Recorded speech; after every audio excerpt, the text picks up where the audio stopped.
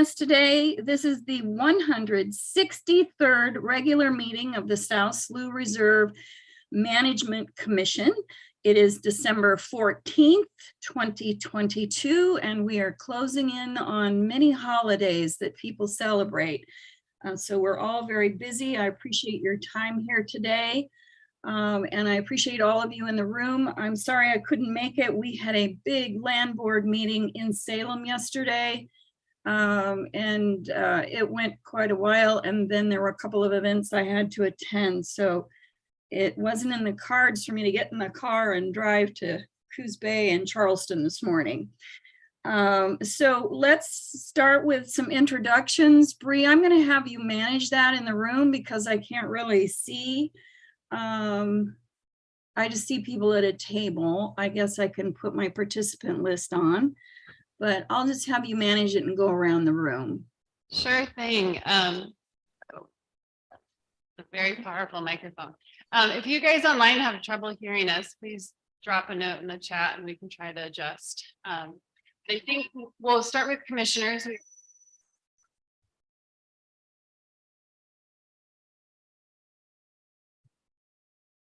Well, we heard you, but we're not hearing anything else. Yeah. I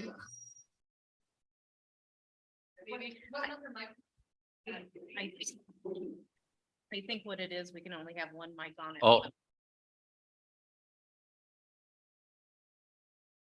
Okay, I think we're troubleshooting. We can only have one microphone on at a time. We're learning as we go. Okay.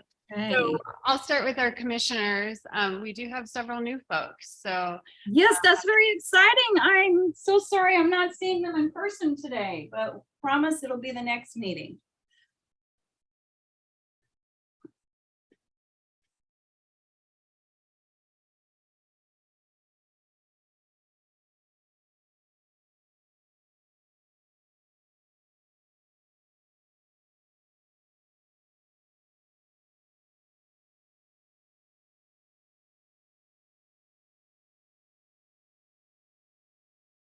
Okay, we're still waiting.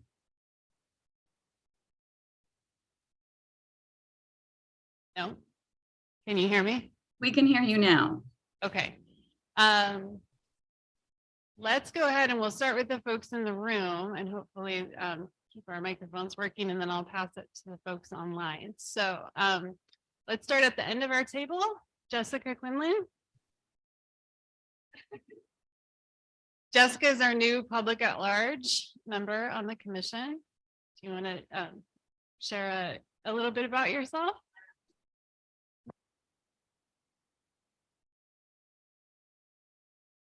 I'm Jessica, and I love the South Slough because I live right at the end of Crown Point Road, and this is my view only the other side. And I'm very happy to be part of the public on this as well from the South Slough since I live there, and I am a fairly retired nurse. I work in cardiac rehab at the hospital and also do a little swath with nursing students. Fun. Very nice to meet you all. Thank you. Welcome, Jessica. I'm going to turn my volume up here because I'm having a little trouble hearing you. Okay. I think the mics are okay as long as they're not too loud. Yeah, I can hear better now. I've got my volume pretty high. Okay, great. Next in line, Kevin. Good morning. My name is Kevin Bogatin. I'm the superintendent of the North Bend School District. I'm excited to be here. I'm fortunate to be superintendent of a district that's also a part of the Elliott Forest. So I was excited to read that project moving forward yesterday. And so that partnership with the Elliott and then just in the backyard here with the South Slough. So feel really fortunate to be not only the superintendent of a great school district, but a superintendent in one of the most beautiful and great places in the state of Oregon. So I'm happy to be here and I have a lot to learn. This is definitely not my wheelhouse outside of picking ivy out of like forests around Corvallis and Portland. I haven't done a lot in this area, so I'm excited to be here. Great. Thank you, Kevin. I'm really glad you're going outside your wheelhouse. I thought you would be a great addition to the commission, given the school district's involvement in so many things in the community. All right, Bree, back to you. Yep, and Kevin's filling our education seat, the representative for local schools. Next up, Commissioner Sweet. I'm John Sweet, Coos County Commissioner. Fairly new here. I think I was in 1 or 2 virtual meetings and looking forward to all of us meeting in person. Feel very honored to be able to participate in the South SLU's business. I have a degree in forestry, been involved in the forest industry over the years. I believe in sustainability. I think of all kinds, I think this is a real important work that we're doing here at the SLU, and I'm just pleased that we have it here in the county. Thank you. Awesome. Thank you, John. Good to have you again. So those are the commissioners that are in the room. I'm going to switch and go to the folks online. So let's go to Maya. Hi, I'm Maya Watts. I'm the education coordinator at the University of Oregon's Marine Lab, the Oregon Institute of Marine Biology. And yeah, I've been on the board for a couple years and have been really grateful for the ties to South SLU and the research that they do, as well as the education and stewardship. So it's a really fantastic resource. And so I'm glad to be an OMB representative on it.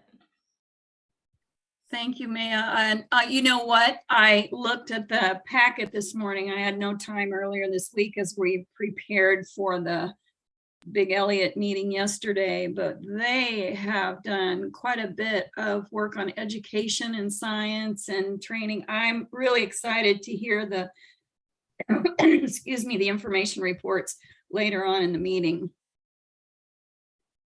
All right, Bree. Oh, excuse me. Let's move on to Cinnamon Moffett. I think I saw you on there. I am here. Hi, everyone. My name is Cinnamon Moffett. I'm the Research Program Manager at Oregon State University's Hatfield Marine Science Center, located up in Newport. I'm a new commissioner, so excited to be here and to learn. Thank you, everyone.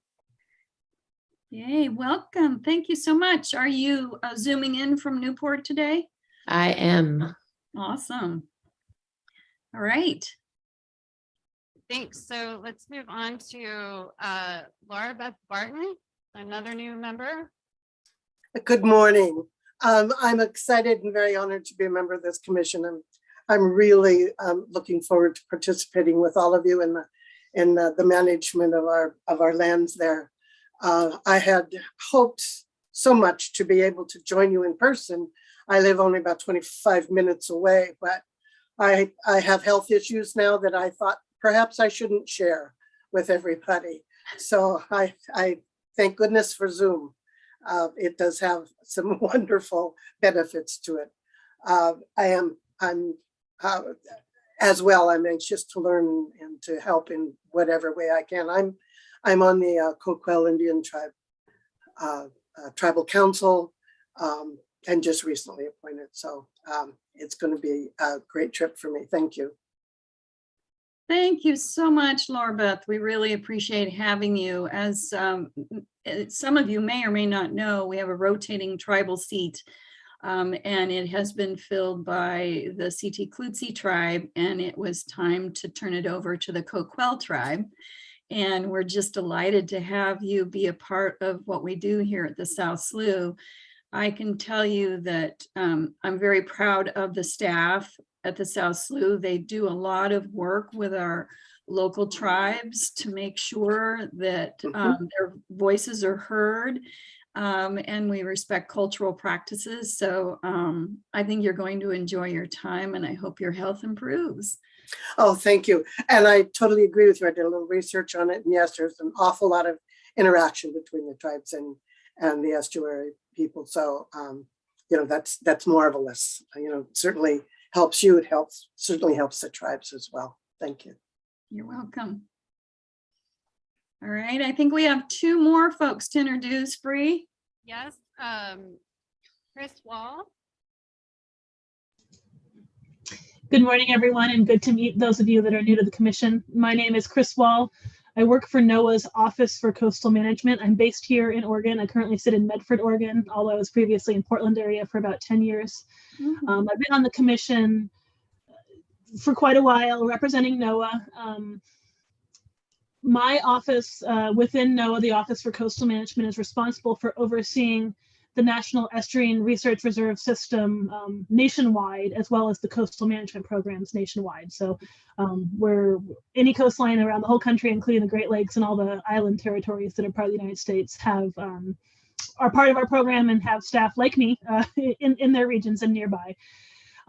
We provide the funding for operation of the reserves and the state coastal management programs. And I also work in my role here on the commission, to connect the reserve and any of its needs to the other parts of NOAA that have different science and information and tools or whatever it may be that might be able to help with the operations and management of the reserve.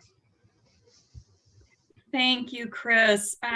You're going to be so excited to hear the findings of the 312 report, but I'm sure you're already well aware of those and how proud the commission has to be, and I am as the director of the department, that the 312 evaluation findings were stellar. I just really can't say enough about the staff. It's been great. So thank you. All right, John Burns, I think you're our last person to introduce today on our commission board, so go for it. So here I am, last and certainly least. That's right. Thank you. I'm John Burns. I'm the Chief Executive Officer of the Port of Coos Bay. Our Charleston complex is neighbor to the slough. We like to work as well as we can together to try and move forward, this community in concert with three of the port's guiding principles, and that is developing the local economy, making sure that we're protecting the environment, and also making sure that we're holding true to our traditions and our culture here. So again, the symbiotic relationship between the South Slough and the port is one that is, I think, inextricably tied. Thank you, John. And that's why it is not least, because you are a critical component of what we do at the South Slough and in Southern Oregon, the South Coast. I'm very pleased and honored that you're on our board. All right, I think given that we have a quorum, excuse me, we can move forward. I'll let some of the new members, if you're not aware of my background, I've been at the Department of State Lands a little over 4 years, was appointed in 2018 as the interim director, and a year or so later appointed as the permanent director. And yesterday at the land board, they reappointed me for another 4 years. And that we made that retroactive to March 1 because somehow it slipped everyone's mind that my term was up on March 1. So we took care of that yesterday. So I plan on being here at least through the end of 2025. My term is up March 1 of 2026, but I have set a goal of retirement at the end of 2025. We'll see how well I do at keeping up with my goals. Prior to my service at the department, I spent 8 years with the Obama administration as the state director for USDA Rural Development, which is an economic development agency for rural parts of Oregon. And then prior to that, I spent 10 years in the Oregon State Legislature, 4 years in the House, and then my last 6 years in the Senate. I have been a court reporter. I was a court reporter for 25 years. So I take a lot of notes, and now I just do my job, and I'm a grandmother of 2 boys who live next door to me in Eugene. One is 7 and one turned 9 today. So when I get off this call, I have to finish making that ice cream cake. I got up at 5:30 this morning to get started on it. And then I have 2 other grandchildren who just moved from the East Coast to Monrovia, California. And they are toddlers, 20 months and 3.5.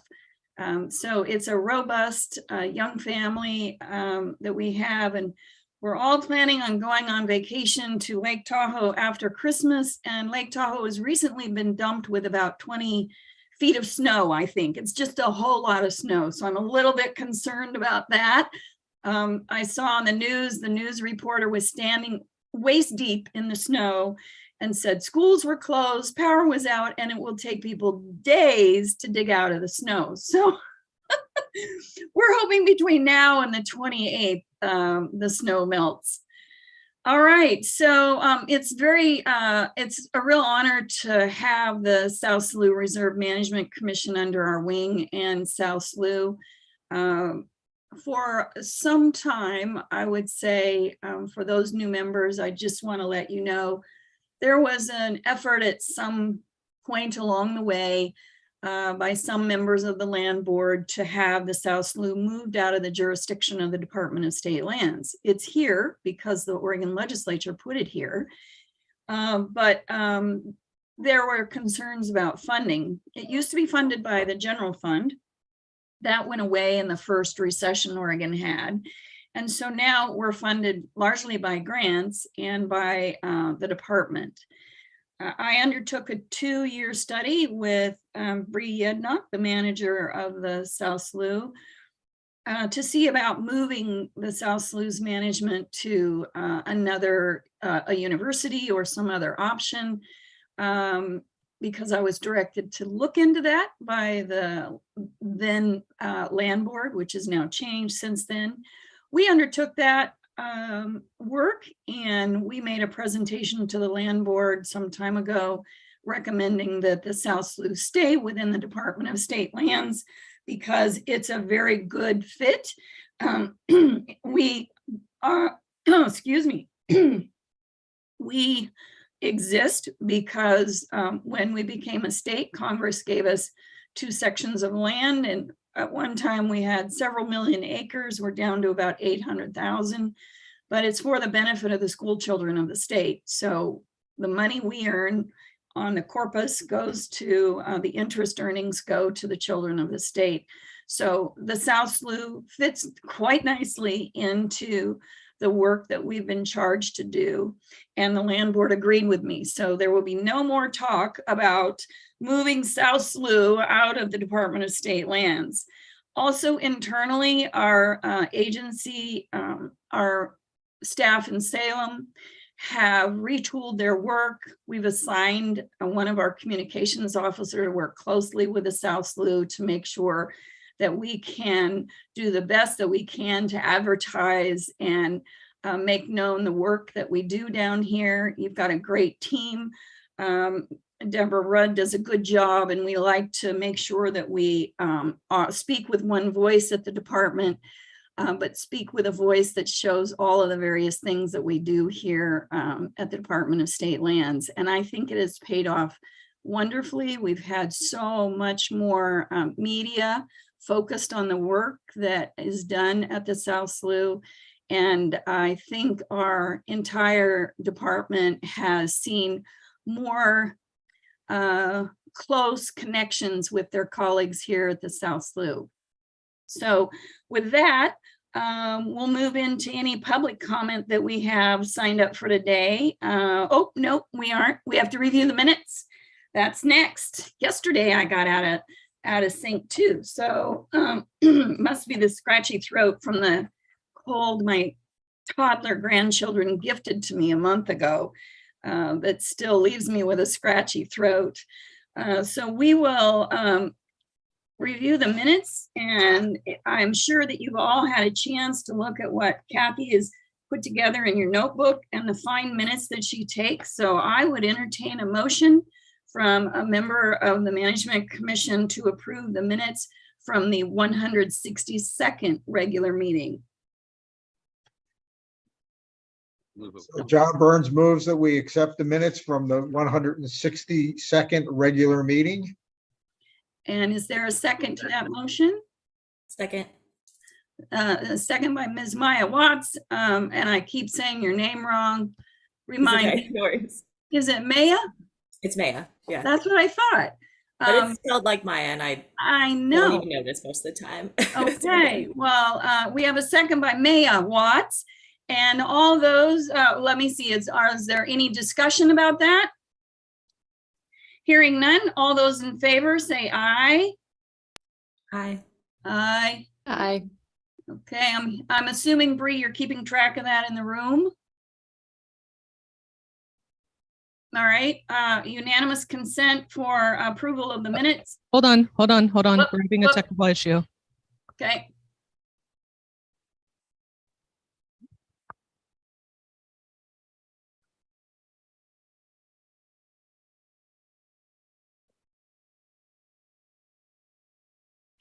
We're having some microphone issues. Just hold on. Okay.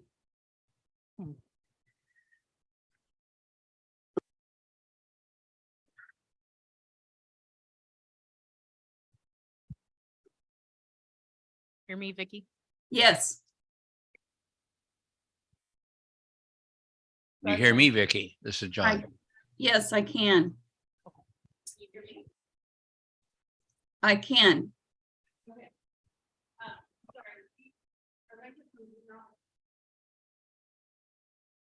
Okay, I can't hear you now.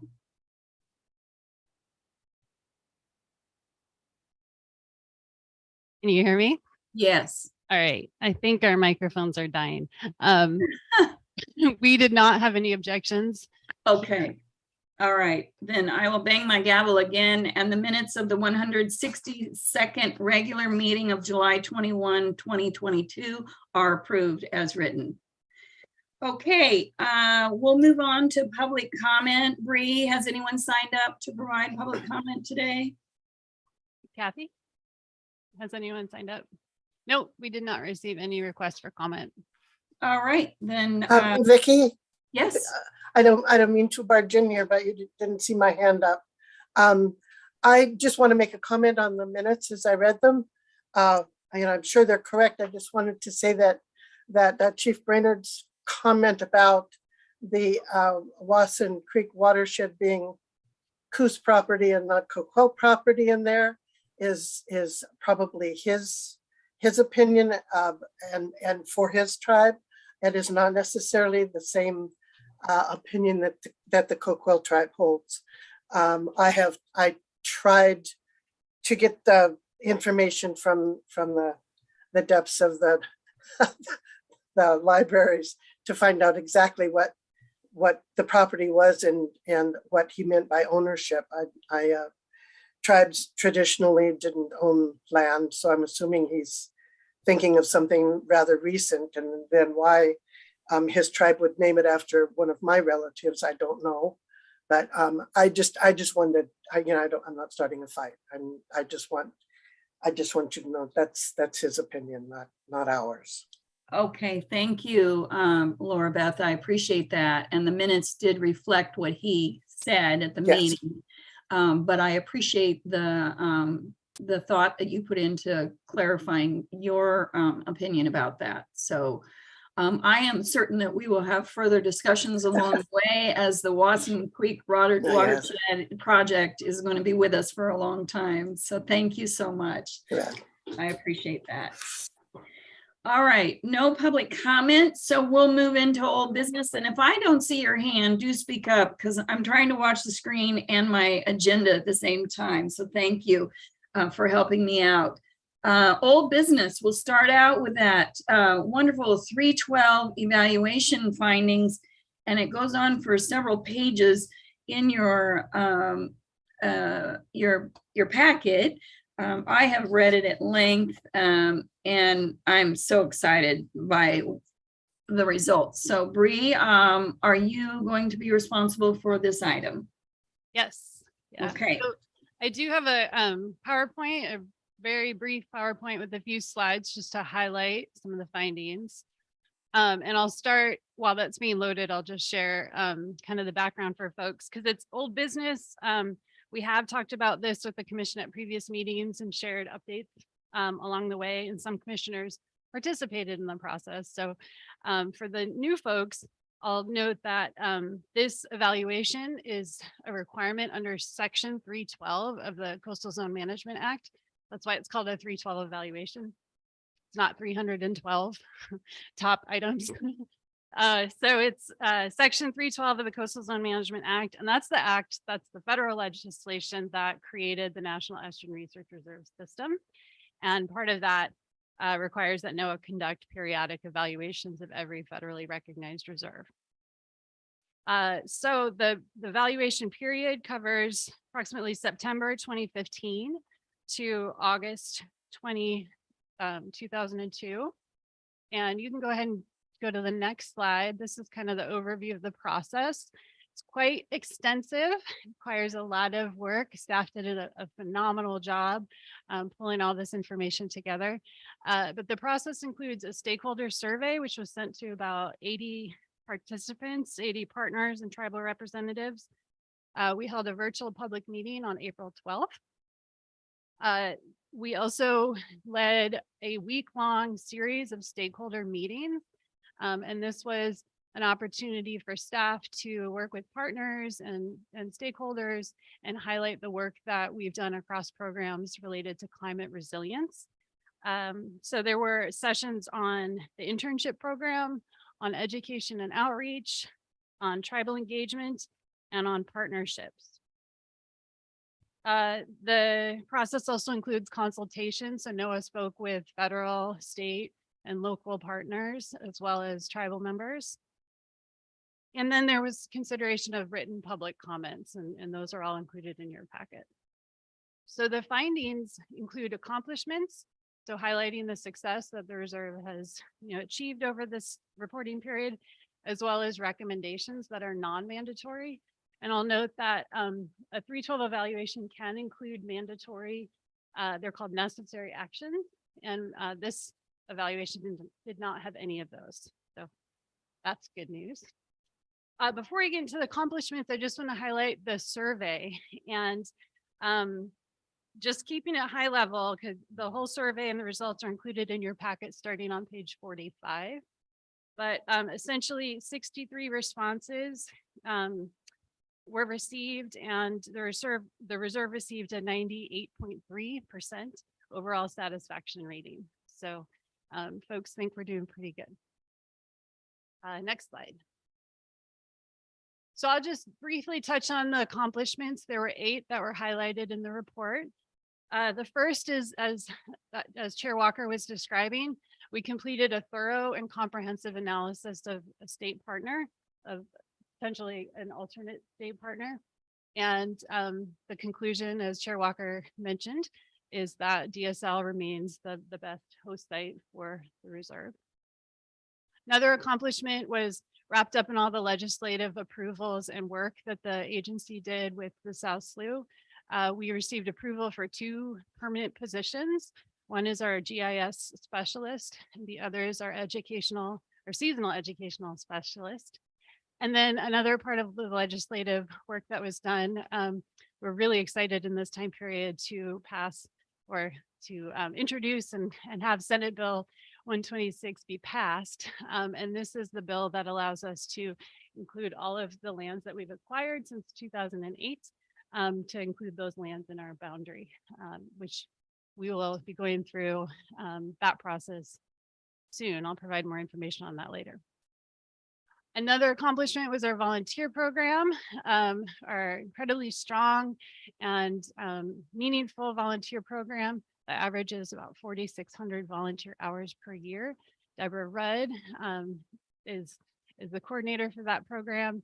And the findings of the report noted just how important the program is to people, with one quote that they highlighted that a volunteer stated the program really embellishes their life. The last accomplishment on this slide is highlighting the key property acquisition at the entrance to the visitor center. This was done with the incredible support of the Friends of South Slough to provide funding to be used as match for a NOAA grant to acquire that property, as well as other NOAA grants for many, many facility improvement projects that have been started during this time period or accomplished during the time period. Next slide, please. So moving through the last 4 accomplishments noted in the study for the evaluation, the Visitor Center Forest Enhancement resiliency project is what you look at when you look out our windows here. For those of you on Zoom, next time you're down, please make sure to walk around the visitor center. This project was led by Alice Yates, our stewardship coordinator. And through the project, really, it was improving forest or resiliency to wildfire. So what was done was a lot of the really dense forest around the visitor center was thinned, the understory brush was cleared out, and then the view shed was opened up so folks can now see the slough again.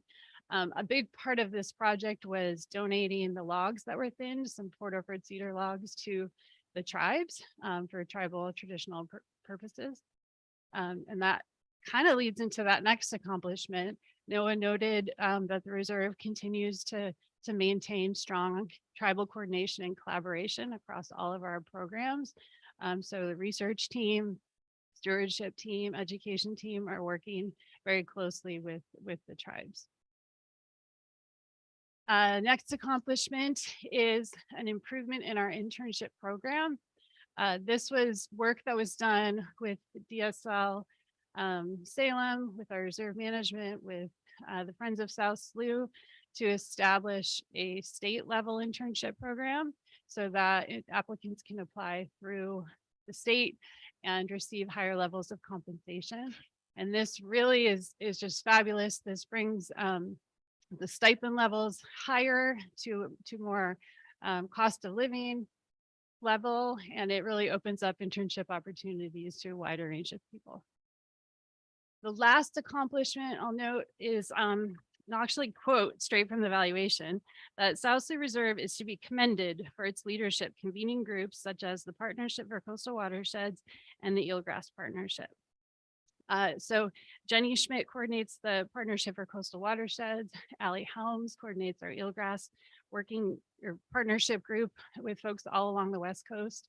And these partnerships were highlighted as really addressing critical needs in the region for coastal issues. So improving the data and support for updating the Coos Bay Estuary Management Plan, developing a new hydrodynamic model for the estuary, and identifying research priorities and restoration priorities for eelgrass in our area. So those are just a quick rundown on those 8 accomplishments. Moving on to recommendations. There are 8 of these as well. And some of these I'm happy to say we're already making progress on. So they are not mandatory, but they're things that NOAA has noticed and suggests could improve our programs. So the first is to continue strengthening collaboration within the Department of State Lands. And I'll note that we are definitely doing this. The reserve is fully integrated into the Department of State Lands' brand new strategic plan that was recently updated. And the Loss and Restoration Project is highlighted as a focus project for the agency. And so regular updates on that project are being provided to the State Land Board. Another recommendation was to expand administrative management capacity. It was noted that the current structure with 2 managers makes it a little challenging to expand and bring in more staff as needs arise. And so it was recommended to explore options for maybe increasing the number of individuals with supervisory ability, or shifting some of the non-supervisory tasks off of management.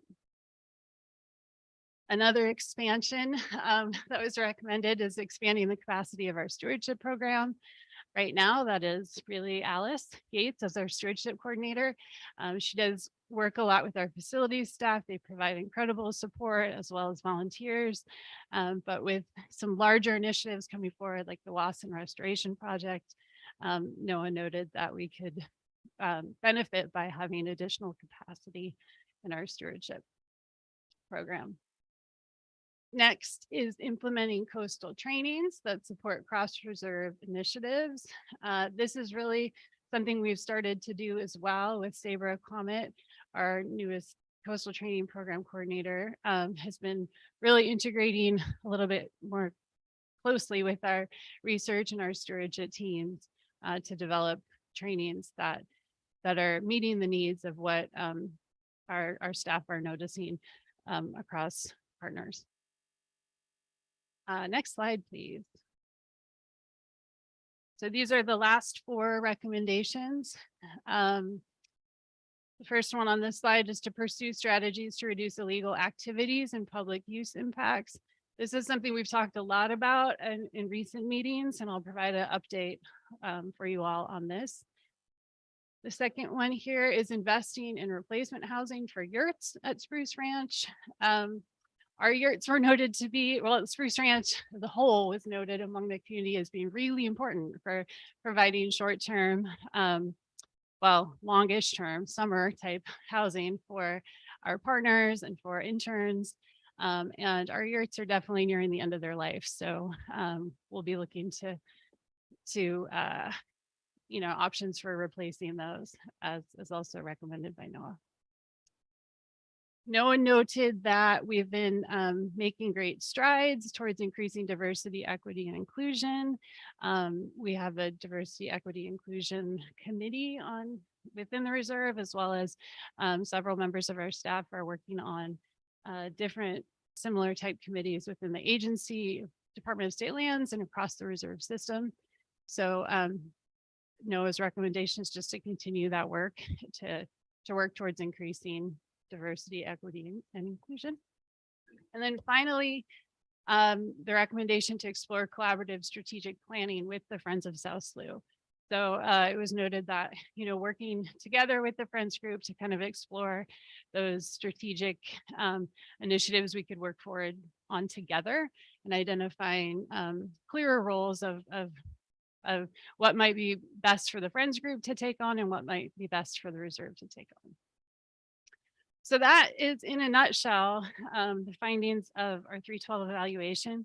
And I just wanted to really recognize the hard work of the staff, not only for the great work that was highlighted in the evaluation, because really that's what was drawn on, but also just the coordination in working with partners to coordinate the stakeholder meetings, to plan them, to implement, facilitate them. Alice Gates, Jamie Bellinger, Sean Schooler, Deb Rudd, Allie Helms, Jenny Schmidt, all had really, really big lead roles in making this evaluation such a success. So I want to highlight them, as well as the whole team up there that makes what we do you know, so great and really feeds into this very successful evaluation. And with that, I would love to hear any questions, comments, anything the commission would like a little bit more information on. All right, would anyone like to ask some questions? I see John's hand up. Yeah, I don't want to ask a question, but I do want to make a comment and observation. Bree and the rest of the staff, I think you all should really take great pride in what you've done. This report to me was exceptional, and I think you all have worked very hard to prove your case and do what needs to be done in the best interest of this state and the community. I personally want to say thank you for your efforts. Thank you. I agree. And it occurred to me, we'll wait until see if we have other questions, but I was remiss, absolutely remiss in having other folks that are present today introduce themselves, including staff. So we'll do that in a moment. It's been a long couple of weeks as we prepared for the Elliott decision yesterday, so I apologize.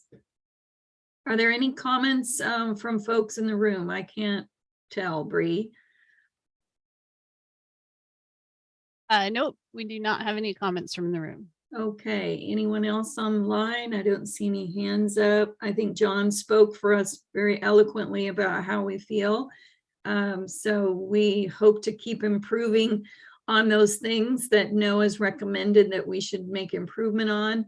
And we're going to continue to shine in other areas as well. So thank you for that report. Before I go on to other, let's go back to introductions. I've got some staff online, and I saw Jenny's face a while ago, and I should have realized it. There's Alice. So Alice, you want to introduce yourself, dear?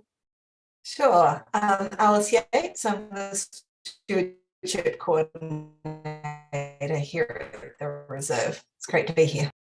Awesome. Jenny. Hey, I'm Jenny Schmidt. I'm the watershed monitoring coordinator at the Reserve.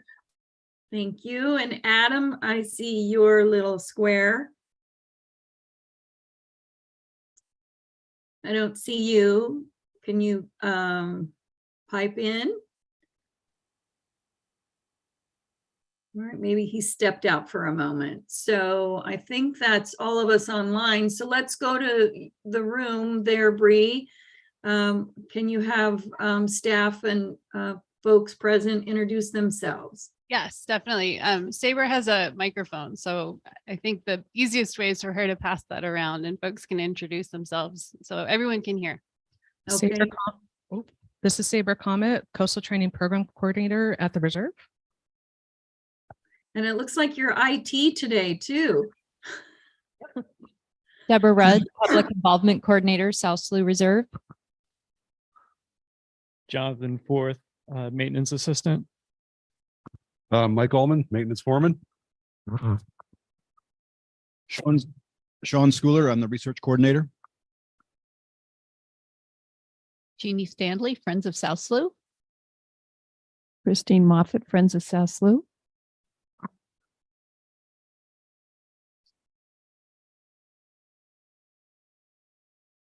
Hi, John Bragg, here for Friends of South Slough, and just for full disclosure, a former staff member. Allie Helms, Monitoring Coordinator. I didn't know you had come back, John. Welcome back. Oh, it's good to be here. It's also really great to hear about all the shining comments in the 312 evaluation. I'm really proud of my colleagues and a little jealous that I'm not still here. We all have to retire at some time, John, don't we? I'm Jamie Bellinger, the Education Coordinator at the Reserve. Hi, I'm Jennifer Kirkland, the new GIS Specialist here at South Slough. Kathy Andreas, South Slough staff.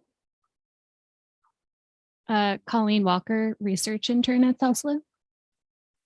Good morning, everybody. Todd Buchholz, Friends of the South Slough. And that's it from who's in the room.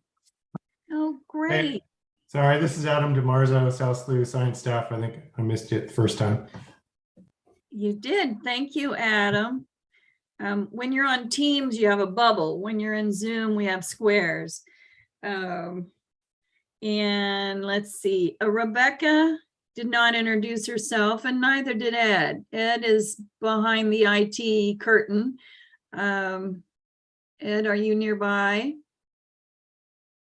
Yeah, sure. Ed Oswald, if you can hear me. Yes. South Slough IT. Oh. Great. And we've got Saber managing that microphone this morning while you manage the IT aspect. All right, Rebecca, Miss Rebecca, where are you? I'm here in the auditorium and operations manager here at South Slough. Fantastic. Well, those of you on the screen, I hope you have a chance to meet this wonderful staff at our next meeting in March. Okay, and you'll hear from a number of those folks today as we go through presentations and information reports. So I'll take us back to old business. There was old business number 2, there was a verbal report. So Bree, back to you. Thank you. Yeah, I have 4 updates for you on some old business items that we've been discussing at past meetings. The first is related to our management plan and boundary amendment. So having a NOAA approved management plan is a requirement for all reserves, and we're continuing to make progress updating our current plan, which runs through this year, through 2022. So to date, progress has included meeting regularly with NOAA to learn and work through the process of what a full plan update looks like. We've been updating critical memorandums of understanding, including with the Port of Coos Bay and the University of Oregon. We've been finalizing our strategic plan. This is, an updated plan from our existing management plan.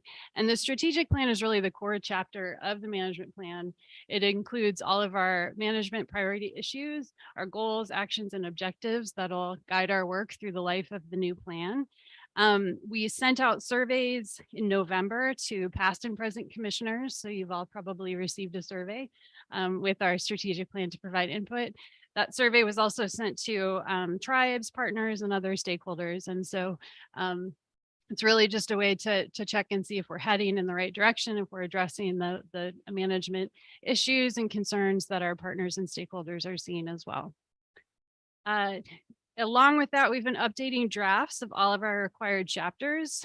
So that includes the program chapters, all of our resource protection plans, our acquisition plans. And we expect to have a draft, hopefully, to submit to NOAA by the end of the year. On a related note, we recently learned that NOAA is prepared to assist us with a boundary amendment. For a while, we weren't really sure which process we'd go through first with NOAA, whether it'd be the boundary or the plan. And now it sounds like they're actually going to happen kind of in tandem. So we've been making progress on our management plan, but we're going to jump into the boundary amendment process. And these two processes will kind of work together in the new year. So what to expect in March, I'll be bringing forward updates on both of these processes and timelines, so you can kind of track our progress along the way and provide input as needed. Moving on to the second update, our hunting policy research. We have been working with the district wildlife biologist at Oregon Department of Fish and Wildlife to develop some scenarios for new hunting policies at the reserve. This was really prompted by some concerns of a neighboring landowner with hunting happening right up to their property line. And so in doing this and working with the district wildlife biologist, we really feel we need more public input. So we decided to really take the opportunity to fold this topic into all of the public engagement sessions that we'll be having for our management plan and our boundary amendment. So we're kind of tabling this for now until we're at the point where we can bring this all out to the public and get their input, because our management plan includes our hunting map and includes our hunting policies. So it's kind of a perfect kind of scenario to be able to do all of that together. Moving on to 2 grant applications that were submitted to NOAA for the Infrastructure Investment and Jobs Act funding. So these are proposals that the commission approved in March. The first was the Wasson Creek Watershed Restoration Project grant that was submitted as intended. The total request was for $3.5 million. We expect to hear any day now if that was funded. The second proposal that the commission approved in March was intended to fund the acquisition of an 80-acre forested upland parcel adjacent to the southeastern corner of the reserve. And while we were working on that proposal, we realized pretty quickly we didn't have all of the information we needed to confidently build a budget. We didn't have the appraisals or the surveys. And we also didn't have sufficient staff capacity to really get this across the finish line and get all the due diligence done, or the time to get it done before the proposal deadline. So we opted to take advantage of a separate pool of funding made available through the IIJA. And it's funding from NOAA that is specifically geared to provide capacity for reserves to submit competitive proposals. So it's a perfect situation. We decided to partner with Wild Rivers Land Trust on this capacity building proposal. And the Land Trust is our local serving nonprofit land trust that really specializes in conservation projects like this one, like acquisitions. So the funding is for $100,000 per year for the next 3 years. And we'll be providing that funding. We'll be working to support Wild Rivers Land Trust staff to actually carry out all of the due diligence and the research for the acquisition and draft a acquisition proposal for submission in 2023. The funds will also be used to explore a couple other acquisitions that the reserve has been looking into, and really help provide capacity for our local community to explore acquisitions or restoration projects that could be funded through all of this federal funding that's been made available through the IIJA. So we did actually hear today that we were awarded the capacity building funding. It's a non-competitive process that's essentially guaranteed. We just didn't know until today that we officially got it. So we're excited about that news. My last update is on the trespass issues and the legal activities. When we met in July, was that our last meeting? You all had asked me to continue coordinating with Matt DeVore at the Oregon Department of Justice on the ongoing issues with the Daly property. This is the private property on Seven Devils Road, adjacent to the reserve. There are individuals living on that property illegally, and the owner is located out of state. We've been trying to work with the owner to resolve some of the issues with those occupants of his property, cutting vegetation and trees in the reserve. So Mr. DeVore from Department of Justice sent Mr. Daly a letter. We had sent 2 previous letters and got a response on the first one, not a response on the second. So the third time, Department of Justice sent the letter, really emphasizing our interest in working with him to resolve the issues. And that was sent the week of October 24th. And as of today, we still haven't received a response. However, we know a lot of the issues stem from the fact that the property line is difficult to identify. So we have already contracted a surveyor who started work surveying the property lines in that area, along with some other private properties along Seven Devils Road, so that we can actually put out some established markers to define where the boundary is, and it can be a lot clearer and hopefully avoid some of the legal trespass that we've been dealing with. I also met with Mr. DeVore and the Environmental Crimes Assistant Attorney General to learn more about the criminal laws and rules that would be enforceable. And we discussed a lot of sort of the strategies around building support from law enforcement, which is really kind of what it comes down to, is law enforcement starting the process and having enough evidence to bring those violations to legal action. So we had an initial conversation, and they're doing a little bit of research and will be coming back to us with some recommendations.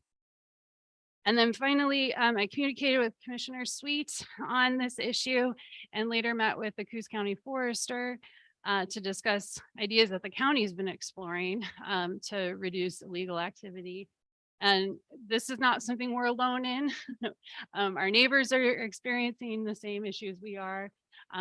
They've also noted an increase in recent years, within the last year, couple years, things have really kind of been getting pretty intense out there. So the most promising idea that we discussed with the county was working with landowners in the immediate area, including South Sioux Reserve, to pool funds together to potentially support a deputy who could be dedicated to responding to the Coos County Forest, South Sioux Reserve, and any of the private timber companies who want to join in on this effort. So nothing has happened yet other than kind of exploring what that could look like, and we'll continue those conversations. So those were my updates. Are there any questions or anything that I missed that folks were expecting an update on?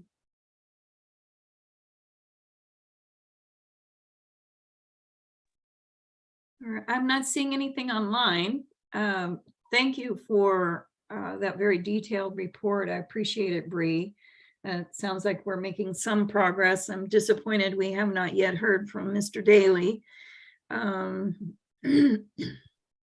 So I think getting the markers out there and delineating our boundary will be quite helpful. That way we'll be able to call law enforcement next time and have some action maybe.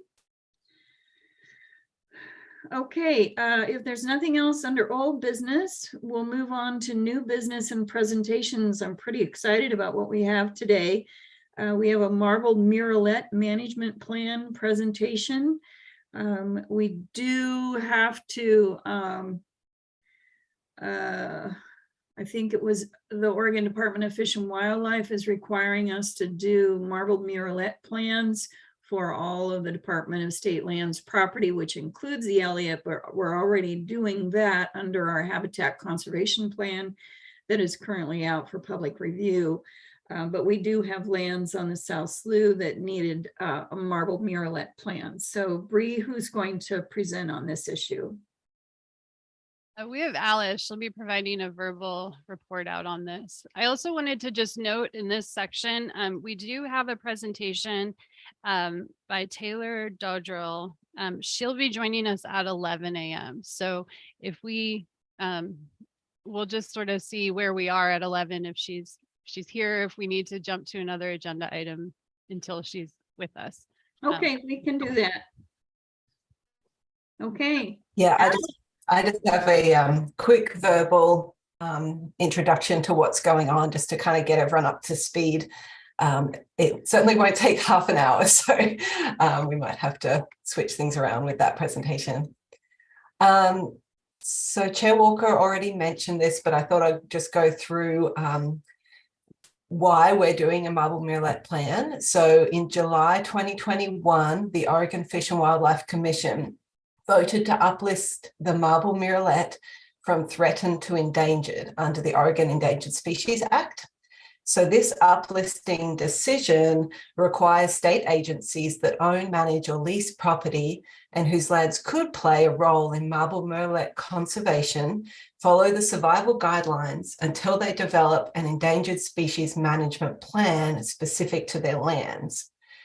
So in November 2021, the Commission identified the Oregon Department of State Lands as an agency that owns land with marbled murrelet habitat in Oregon and has a role in the conservation of this species. So I've been working with Jennifer Kirkland, our new GIS specialist, as well as Ryan Singleton, the DSL forester, in consultation with ODFW staff, including Martin Nugent and Rod Kramer, and DSL staff, Bill Ryan, and then Bree has also provided review.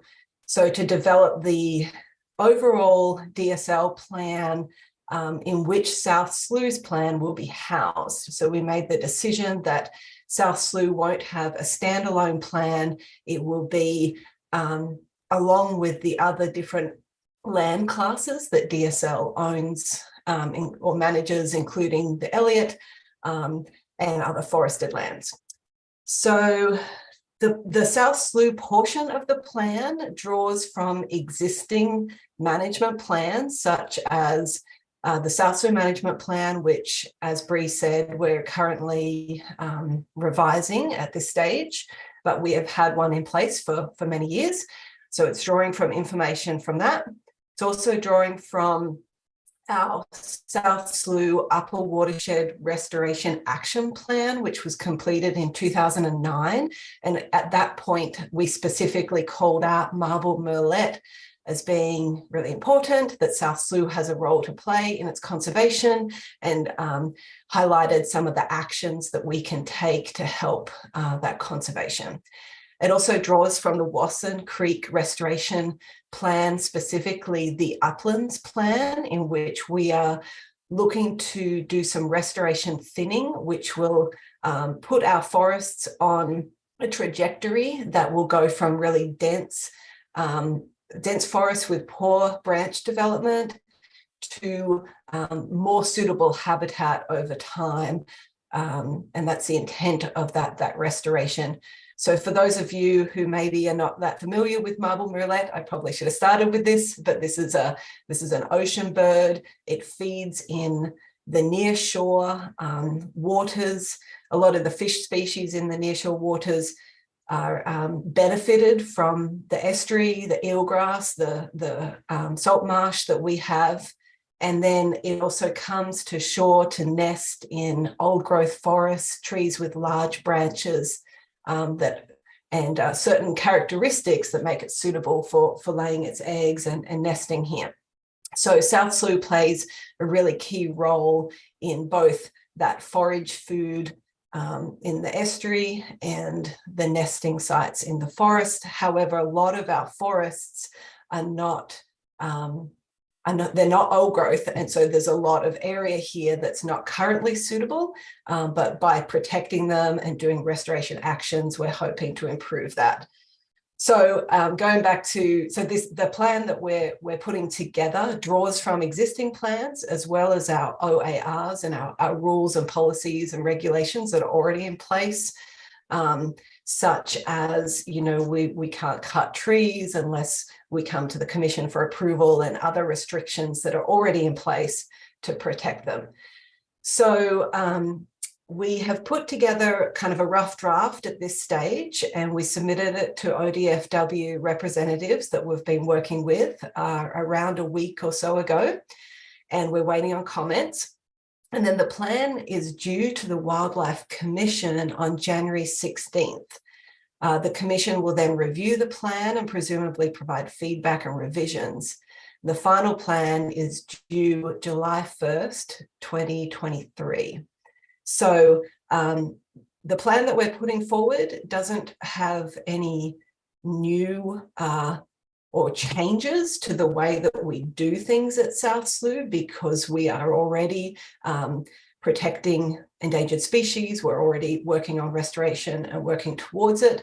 And Bree can maybe elaborate more on this, is that we will provide that plan to anyone on the Commission or anyone that's interested in reviewing it. And as I said, it's going to go to the Wildlife Commission in early January, but presumably once they provide their feedback and revisions, we'll still have until July 1st to get other comments and feedback as well.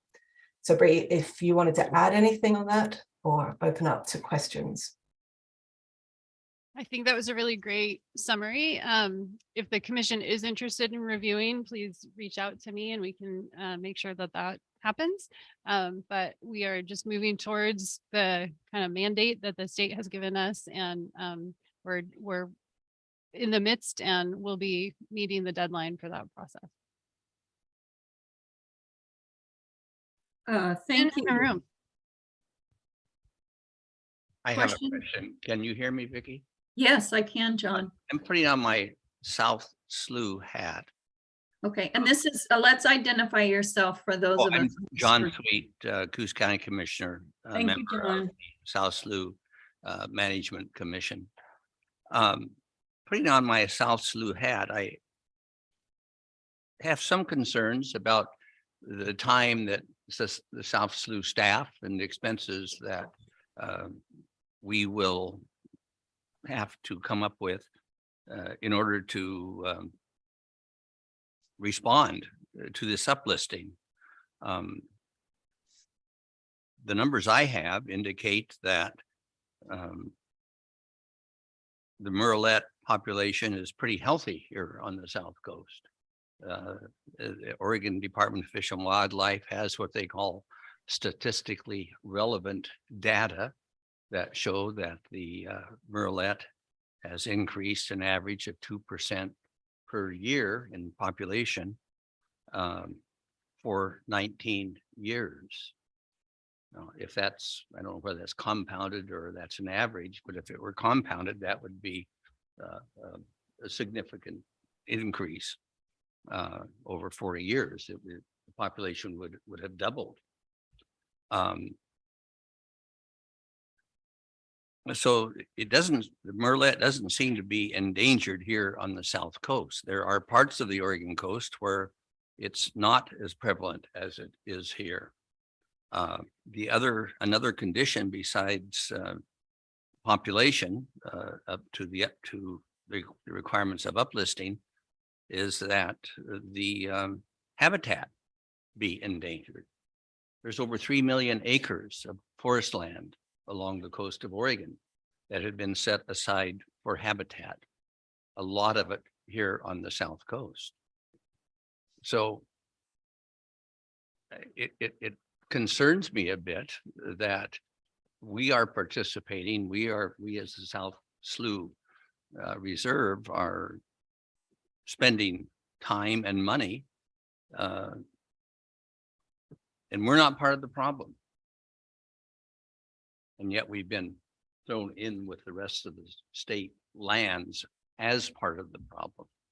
Another thing to make note of, the murrelet likes to nest on large limbs. And every year, this 3 million acres, including the South Slough Reserve, grows bigger. So every year, this huge amount of habitat that's already been set aside, including our reserve, is improving as far as murrelets go.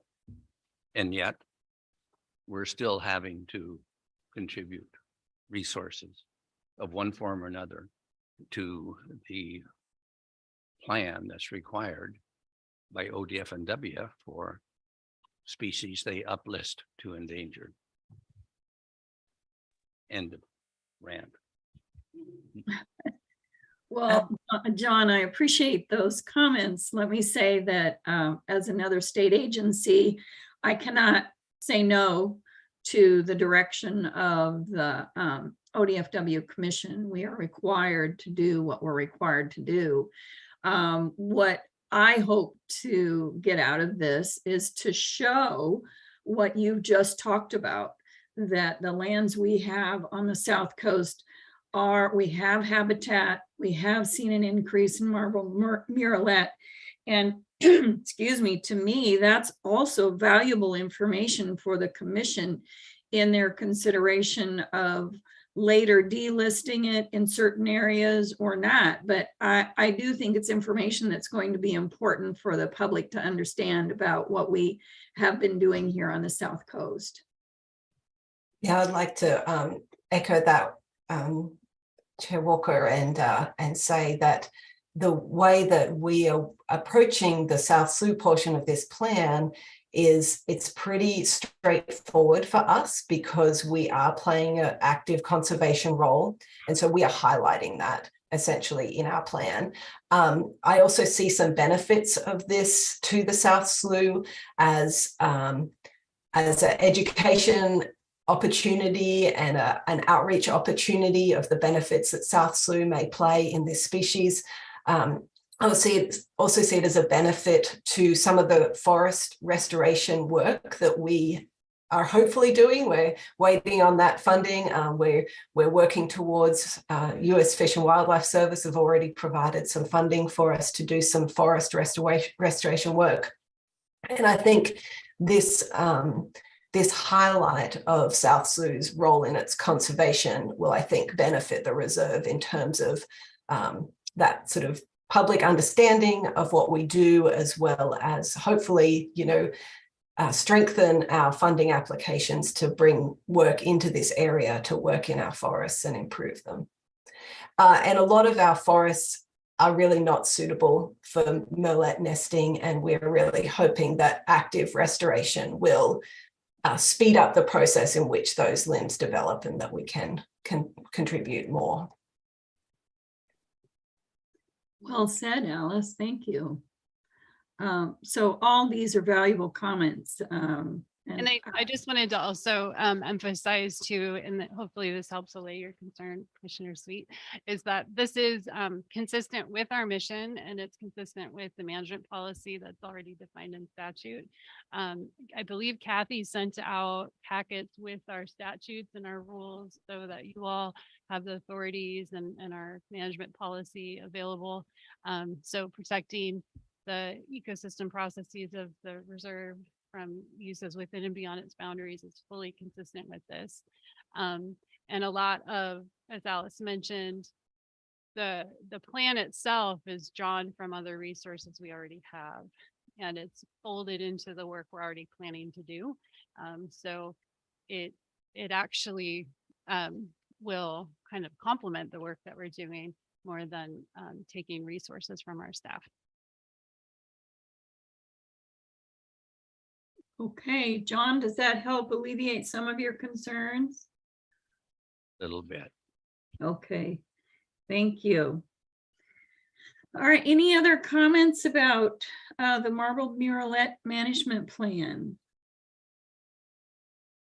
All right, well, we're at almost 10:45, so I think we can go on to our next subject matter, which is approval for the railroad trail access way.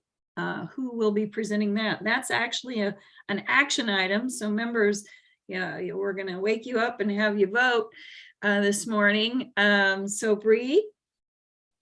Yes, so I'll be presenting this one as well, but I do have Alice Yates is available for answering any questions you might have, as well as Rebecca, who is really overseeing a lot of the facility components of this work. So the issue here before you, well, the subject is related to protecting public safety. Oh, sorry, this is on page 62 of your packet.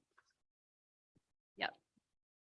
And this outlines the subject is protecting public safety and infrastructure at the South Slough Reserve by maintaining adequate access to the lower trail system for emergency response and facilities work. And the issue before you is whether the commission should approve the South Slough Reserve's request to create and maintain a 10-foot wide path along the railroad trail. The agenda item lists the authorities right here in front of you that relates to our statute, management policy of the reserve, as well as Oregon Administrative Rule 142-010-0020, section 11, relating to the authority of the commission to approve tree removal. So I'll just provide for the record a verbal summary that's also written in your packet. So the reserve manages approximately 5 miles of trails for public use and education programs, as well as access to research sites. Regular maintenance is required to keep our trails accessible and safe, and that includes trimming overgrown vegetation, managing water flow, and the removal of both living and dead standing trees that cause obstructions or risk to public safety and infrastructure. Chair Walker, I know you love history lessons, so I included this in here for you.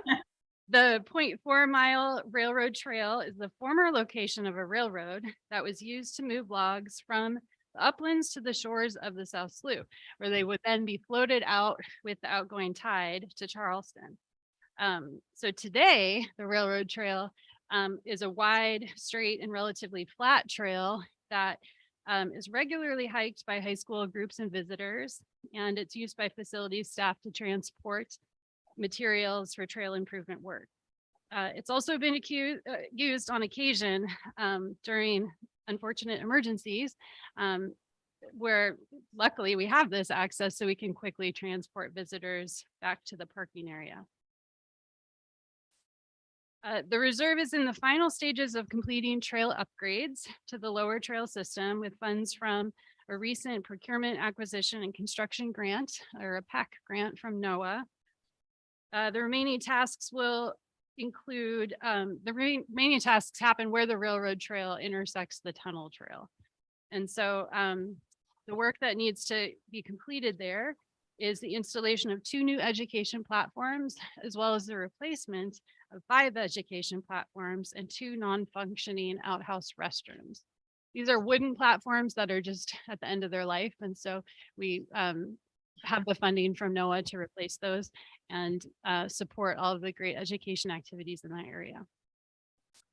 So under Oregon Administrative Rule number 142-010-0020, section 11, non-emergency tree removal is a restricted activity in the reserve and requires approval from the commission. So the reserve requests permission to maintain a 10-foot wide path to accommodate access by emergency and construction vehicles along the entirety of the railroad trail. To do so, staff have identified 70 small trees. All of them are less than 6 inches in diameter, And these trees would need to be removed to create that proposed 10-foot wide path. Tree species that would be removed include red alder, cascara, Douglas fir, Port Orford cedar, and western hemlock.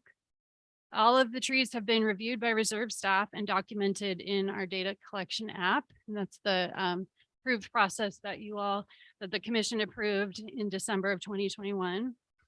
The reserve will work with crews from the Coos Forest Protective Association or contractors, depending on availability, to cut the trees. The trees would be left along the trail to provide habitat or chipped and left on site.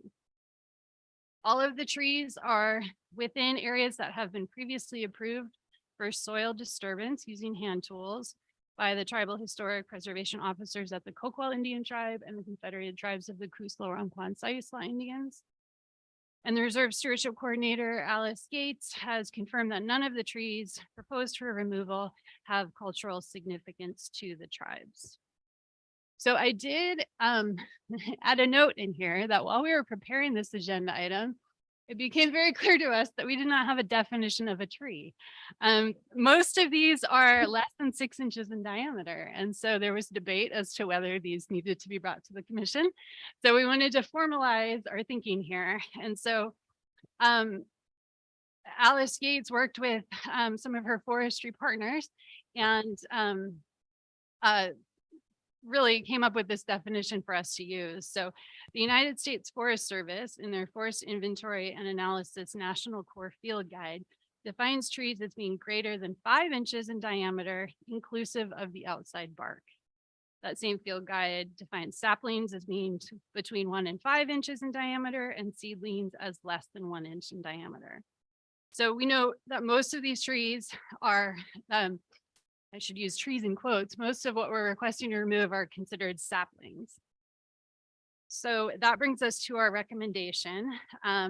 Reserve staff recommend the Management Commission approve the removal of trees as required along the railroad trail to create and maintain a 10-foot wide access way. And then staff also recommend that the commission adopt a 5-inch diameter inclusive of outside bark threshold for defining a tree for the purpose of future tree removal proposals. And with that, I'll open it up to questions. And I see that Alice actually has her hand up, so she may want to provide a little additional information.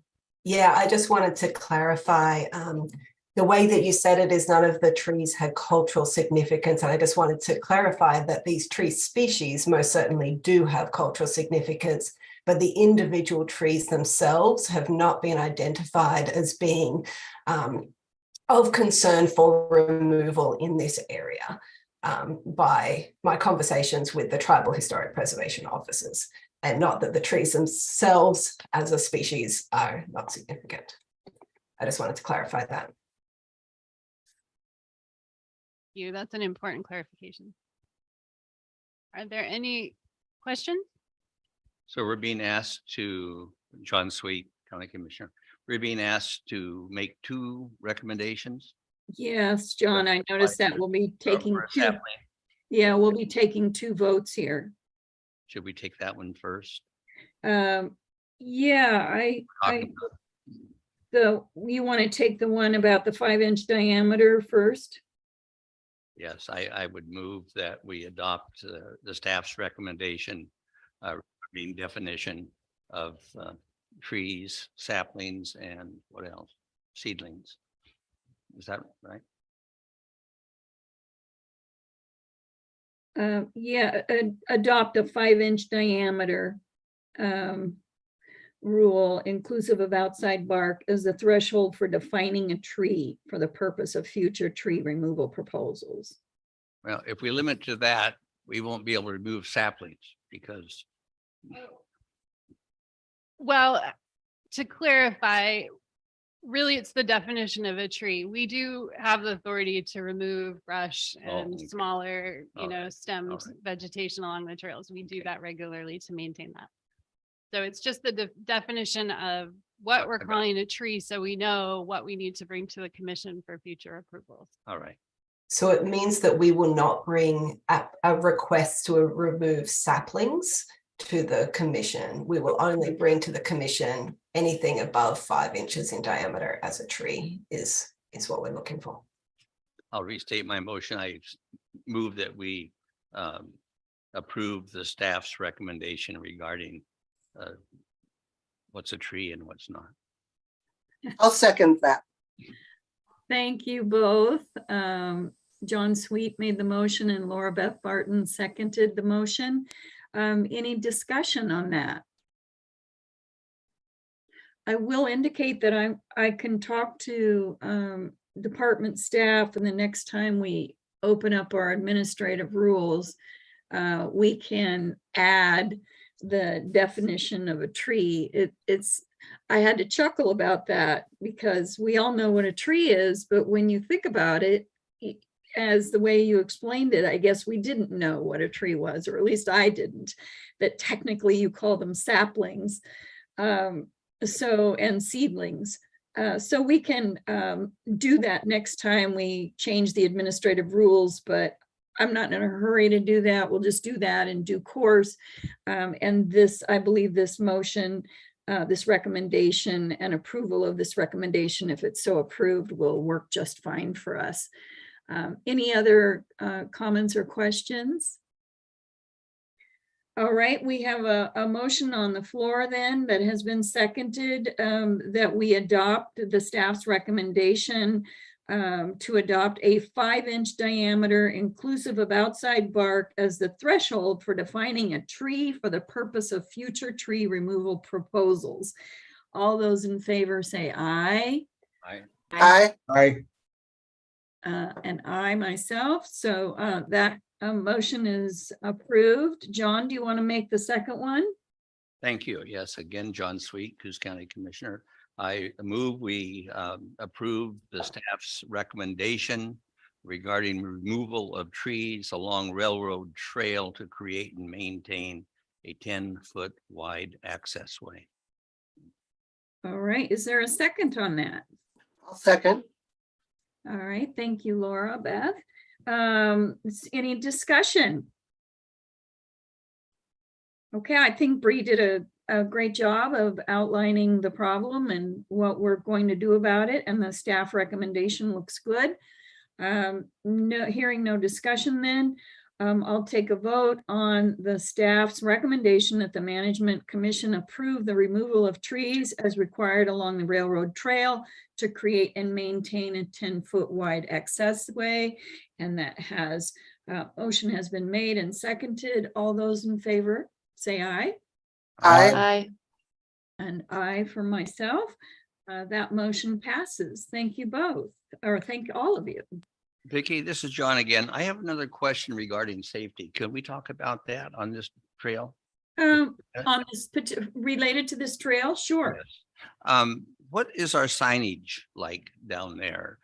This has come up on our county bike trails. We've had some accidents there, and people with their cell phones are able to call for help, but they have no idea where they are. And do people, if you were injured on the railroad trail, would you know that you're there?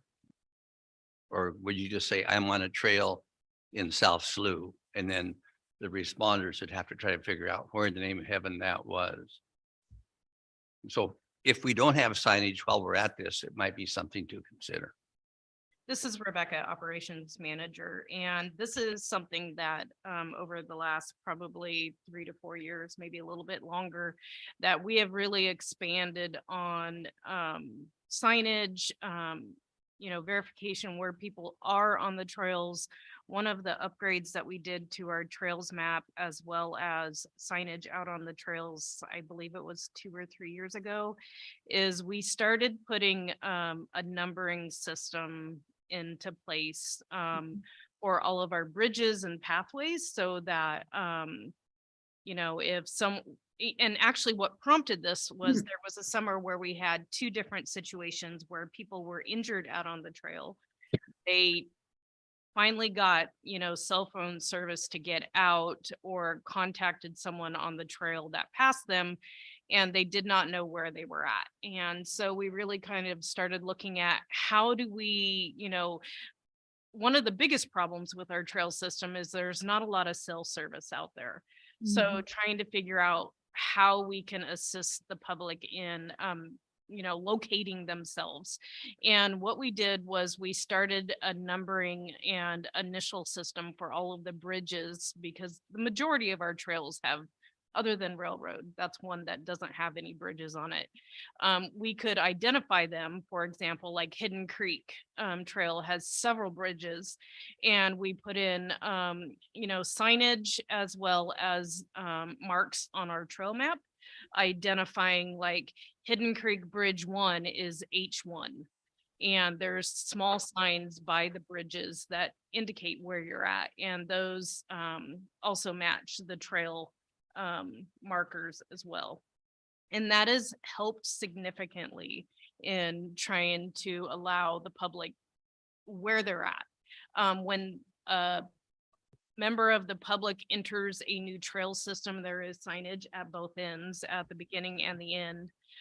So we're always continuing our ultimate trail marking signage process, because there's kind of a happy medium of where do we hit too many signs compared to keeping it a natural area, but we also want to keep the safety aspect of where people are at, because it's very easy if you've never been out on our trails before to get lost and turned around. So it's an ever evolving process for us to make sure that we are marking the trails for safety wise, but also keeping the natural area out of like a trail signage over issue. It looks like Alice has her hand up.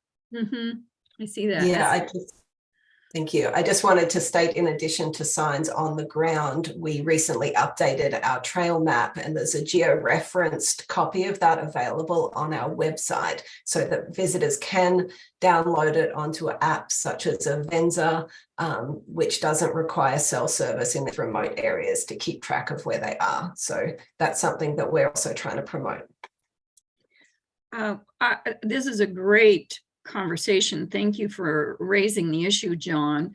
And I think, I don't know what you have on your trail maps or what the cautions are that you give folks when they start out on a trail.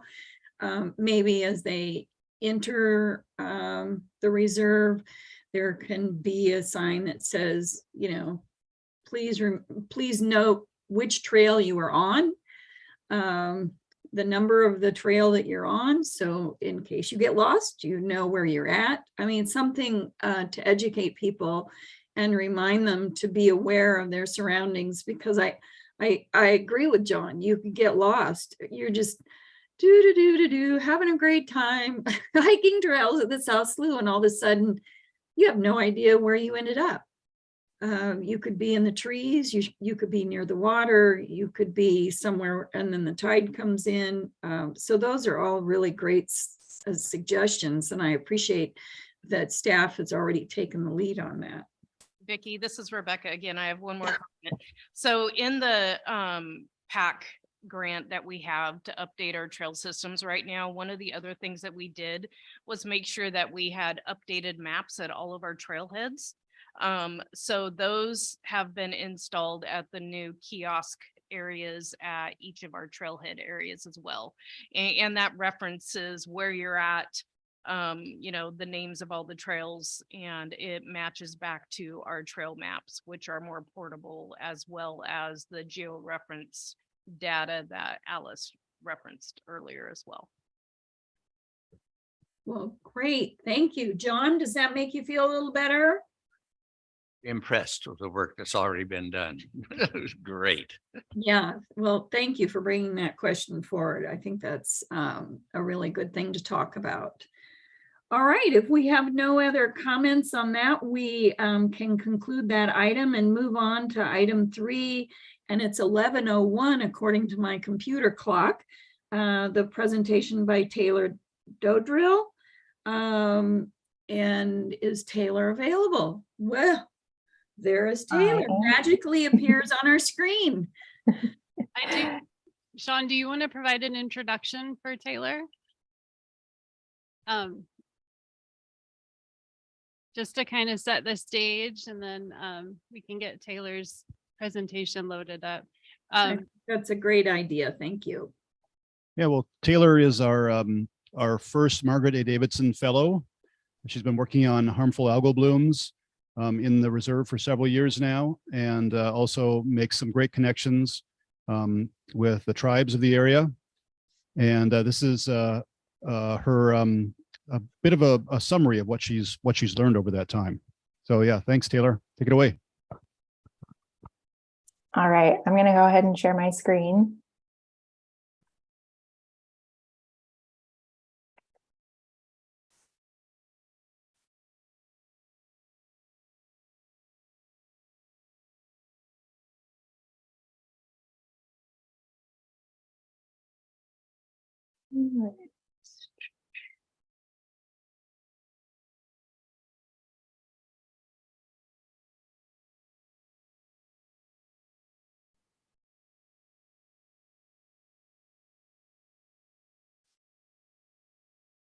Here it goes.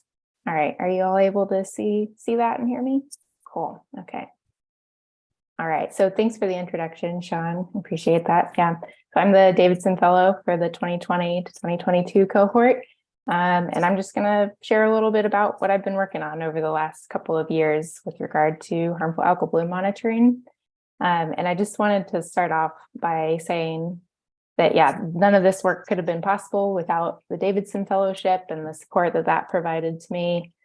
And also from all the support that I've gotten from the South Slough Reserve staff and from our collaborators at the Confederated Tribes of Coos, Umpqua, and Siuslaw. These folks have all provided a lot of time and expertise to this project.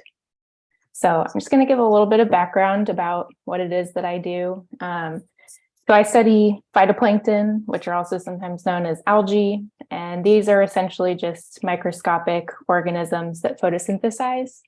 And they're naturally occurring, but sometimes certain types of algae will grow out of control and can produce toxins that accumulate into organisms that consume them, like shellfish.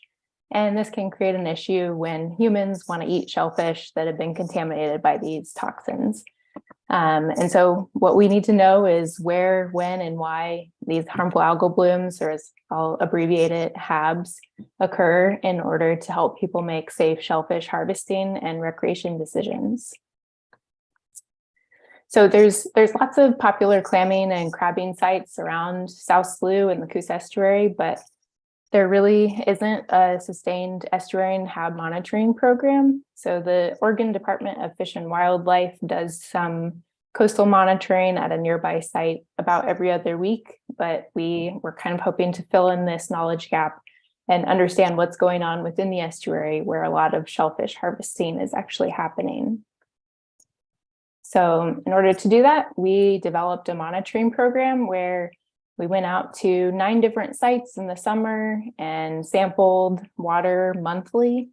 We also did a subset of those sites where those were sampled monthly for just about 2 years.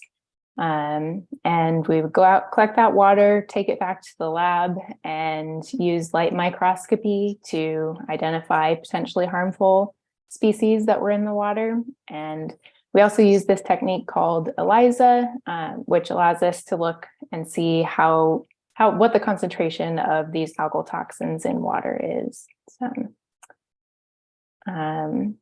So this is some of the results that we're finding. So we did observe over the course of the 2-year monitoring program quite a few different types of potentially toxin-producing taxa. And they're all shown at the bottom of this graph here. Most of these were not present in any great abundance. So this plot's only showing the ones that were present at higher levels. And really within all of these, there were 2 types of algae that were standing out as accumulating to what could be considered a bloom level. And those are Pseudonychia, which is a marine diatom that is pretty well known in these parts for producing the toxin domoic acid. And the other type of algae that we were seeing is called Dolichospermum, which is a freshwater cyanobacteria. And we were mostly observing that at the freshwater lake site, 10 Mile Lake, where we were doing a little bit of monitoring. So this heat map is showing some of the toxin data that we collected in conjunction with actually looking at which algae were present. So these heat maps are showing a few different colors. So the gray squares are where we didn't actually measure toxin. The green squares are where we measured toxin but didn't detect anything. And then yellow squares show that some amount of toxin was detected, and the red squares are where toxin levels were actually exceeding some sort of alert level for that particular type of toxin. So we did observe some elevated levels of domoic acid, particularly at one site in the Coos estuary. Had consistently elevated levels of domoic acid above what we were seeing in the rest of the estuarine sites. Even though typically the Pseudonychia, the algae responsible for this toxin, wasn't present at any higher levels at this site, we think that this might have had something to do with the stress of these marine algae encountering some of the fresher water masses in the upper Coos estuary. And that could potentially cause a stress response where they are making more toxin. We also detected microcystin, which is a toxin that we tend to see more in freshwater habitats. And we saw that at 10 Mile Lake in 2021 in particular at levels that exceeded the drinking water advisory, which is concerning because some folks there are getting drinking water from the lake. And we did test for this toxin in the estuary as well, but weren't really seeing very high concentrations of it. So another part of this project is we wanted to sort of get a grasp on how much algae within the estuary are varying on a day-to-day basis, also between different points in the tidal cycle, just to kind of get a sense for how often we need to be looking to be able to catch a harmful algal bloom if and when it develops. And so this plot is essentially just showing algal community composition collapsed into a 2D plot. So basically this just shows that, well, the points that are more closely clustered together on this plot are more similar in terms of their algal community composition. And so what we're seeing from this plot is that there's quite a bit of variation between high and low tide in the upper estuary, maybe a bit less so in the lower estuary. It's not super surprising. But we are also seeing a fair amount of variation over the course of a week, which is, maybe a little bit surprising how quickly the algae in the estuary can turn over. And this is not really an exhaustive high resolution study. It's sort of just a window into getting a grasp for how quickly things can change. And so with this in mind, it might be more useful to be doing monitoring on a scale that's a bit quicker than a monthly sampling. Something more like on a weekly time span could be more useful. Of course, this has to be balanced with, time and resources. So some of the takeaways from this project, we're seeing in our monitoring program over these last 2 years that most of the abundant taxa in the estuaries were coming in from the ocean. So we're not so far seeing much of an issue with freshwater habs in these estuaries. It seems to be mostly coming from the ocean. However, we did see low concentrations of some cyanobacteria, particularly in South Slough, but again, not really at levels that are concerning for toxin production. We saw that South Slough algae turn over relatively quickly over the span of a week. And the Coos estuary appeared to be more prone to toxin spikes during our monitoring program. And we also saw that 10 Mile Lake showed pretty consistent harmful algal blooms of cyanobacteria.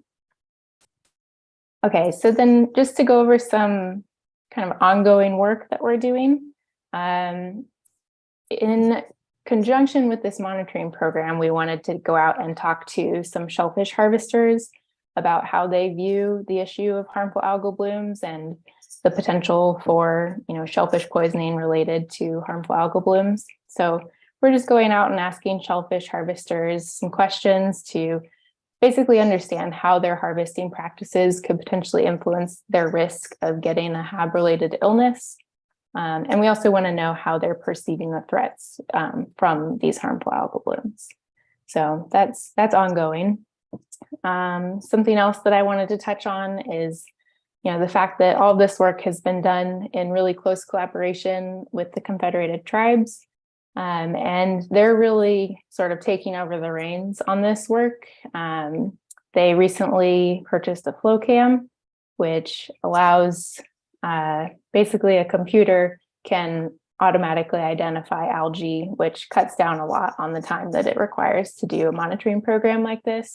And so with the help of that, they're hoping to build out a HAB monitoring program that will extend, beyond the scope of this project. And so we're hoping to be able to use this project to sort of build up our libraries that the FlowCam can use to do algal identifications in the future and sort of validate the method. And then we've also had a fortunate collaboration with a U of O professor where we did some instrument sharing, where the toxin testing equipment that was used for my project is now housed with the Confederated Tribes.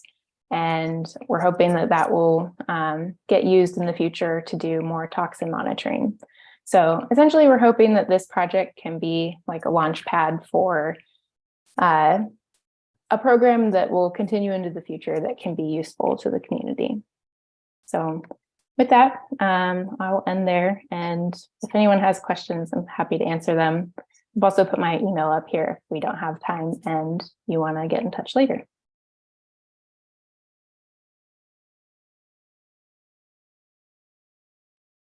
Thank you.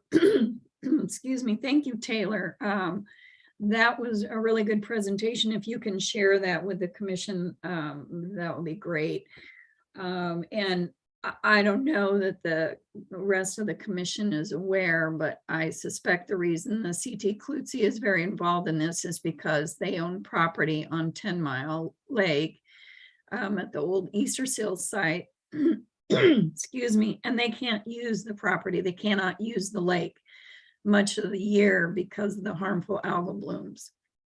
And they have been working with our department and there's a 10 Mile Lake Basin Partnership.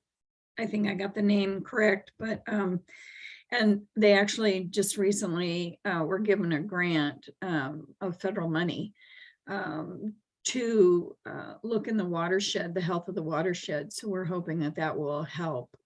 But the research you're doing is really important to this work. Well, thank you. Yeah, I see a couple of hands up. Maya, do you want to go first? I'm so glad the collaboration worked so well, and thank you for making efforts for it to continue on and to use that piece of equipment well from Michelle Wood. That's fantastic. Yeah, well, thank you for your help in doing that. Oh yeah, no problem. I had a quick question for you. So do you know, so what approximately is the retention time in bivalves for, so if there's a major pseudonychia bloom, how long would that stay in bivalve tissue? And so when people are collecting bivalves and they're thinking if ODF&W is only really kind of monitoring every 2 weeks or so, and you have a large algal bloom and there are some high levels, do you wait it out? Do you keep them in, I mean, if you do keep them in seawater, which a lot of people probably can't do, does them like flushing out their pseudofeces and stuff, does that mean that you won't have pseudonychia in them, or is it really incorporated into the tissues for a while?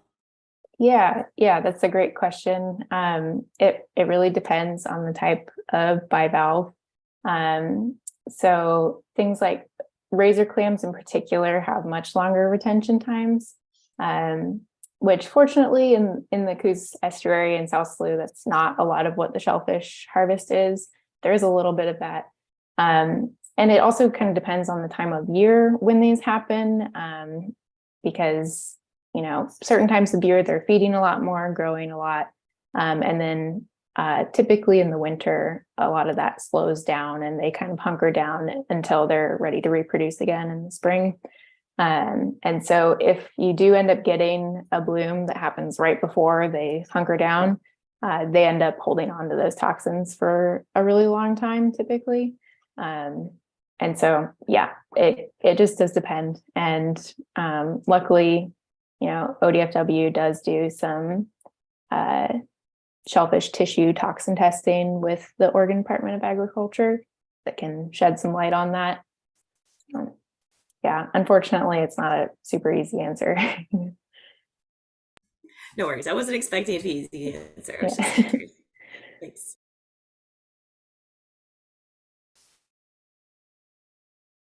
I see a hand from Cinnamon. Would you like to go? Yeah, hi, this is Cinnamon. I was just curious whether you were able to connect with DEQ in some of their satellite HAB monitoring projects that they're working on. I know mostly it's freshwater, but I thought they were doing something with 10 Mile. And then I know they have interest to expand that into the estuaries, just because of the sampling effort that you alluded to is pretty intense. And so the satellite work would allow us to have almost like a pre-monitoring to see what areas needed to be evaluated on the ground. So I was just curious whether your work crossed over with any of that DEQ work. Yeah, my work in particular hasn't really crossed over, but I'm familiar with it and I've worked with some folks who are working on that. Yeah, so they do, I know they have done some work in 10 Mile Lake with the satellite monitoring.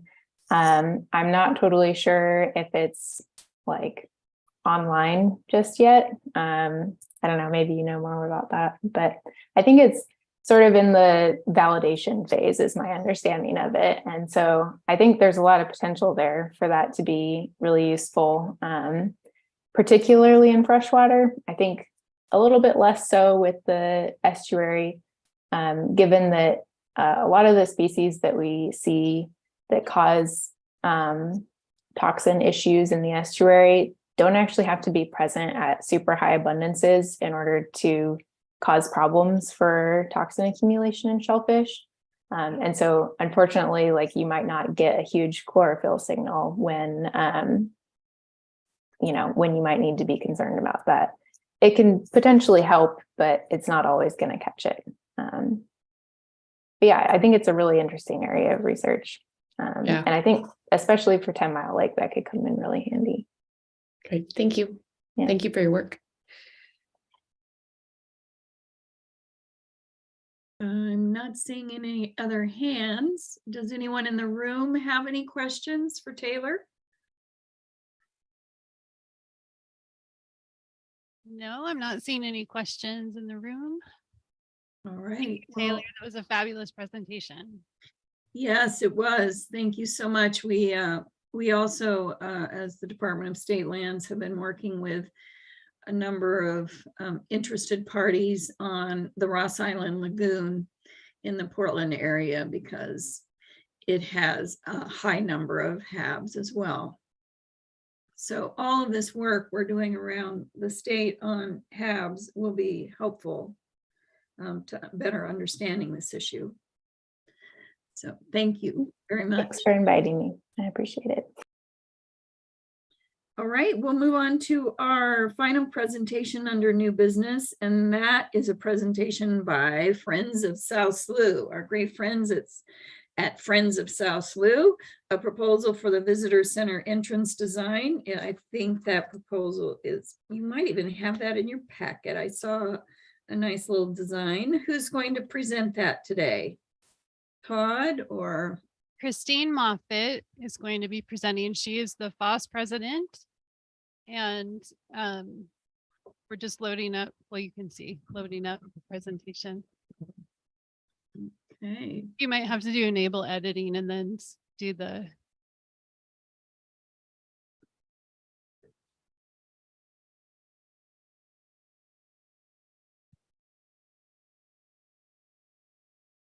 I'm not sure who's driving. Is that Ed?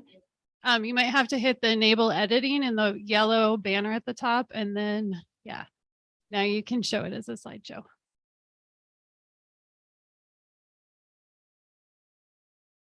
Great. There we Thank go. you. Okay, well, thanks for putting this on the agenda. We've got great support here today from our group. We've been working pretty actively on this concept. Wait a minute, we just lost it again. We're not seeing it online at all. I think you have to launch it, then you can share it. Works the best. Sorry, that's an action we need to take. Sorry. Yeah, No, hang on. Trying to get it launched or share the screen. So give me just a second. Thank you. So just a background, there's a report in your package about what Friends of South Slough has been doing on this project. I just wanted to give you a little update on who we are and why we're doing this. So let me see, got it yet? There we go. There we go. Can you all see it? Good. Okay, so we are the nonprofit arm that supports the work of South Slough and has a somewhat larger mission to understand and communicate the role of estuaries. Next slide, please. In our strategic plan, we identified 3 major areas that are important. And one is certainly to provide information, ideas, and expertise to increase the general knowledge of estuaries and coastal watersheds. And then the 2 other bullets here talk about how our role to improve resource acquisition. Is that what's happening? Sorry. Yeah. And with resource acquisition, we're looking at the larger resources available, increasing the watershed and all kinds of wonderful things that can be done to improve the sustainability and the function of the South Slough. And also to support acquisition and supplement research and education. So the next slide. Thanks to work with our boss member, John, when he was part of the coastal group here, he enabled us to do some really high-powered needs assessments. And we determined that the upcoming 50th anniversary of the very first estuary research reserve is coming up. And it gives us an opportunity to really broadcast that and emphasize the importance not only of this area, but of all of the functioning of estuaries. So the next slide, please. So we kind of labeled this the next 50 years. And part of this is because in the background, we have been helping Bree and Noah and everyone to provide this important area of access from Seven Devils Road to the visitor center. And we were able to do this with funding that we have been able to receive from donors. And this is an important opportunity for us to put this to work. And so looking at the scheme of things, we are prepared and enthusiastically wish to fund a contract, a private contract through us to enable an engineering landscape architects to work with reconfiguring the entrance all the way up to the visitor center itself. There's a lot of issues that need to be considered with this, and we think this time is just right for this reconfiguration. The next slide, please. So we've already had a number of discussions. Everyone here in the room is certainly engaged with this, and the areas highlighted here with this little map and the yellow circle.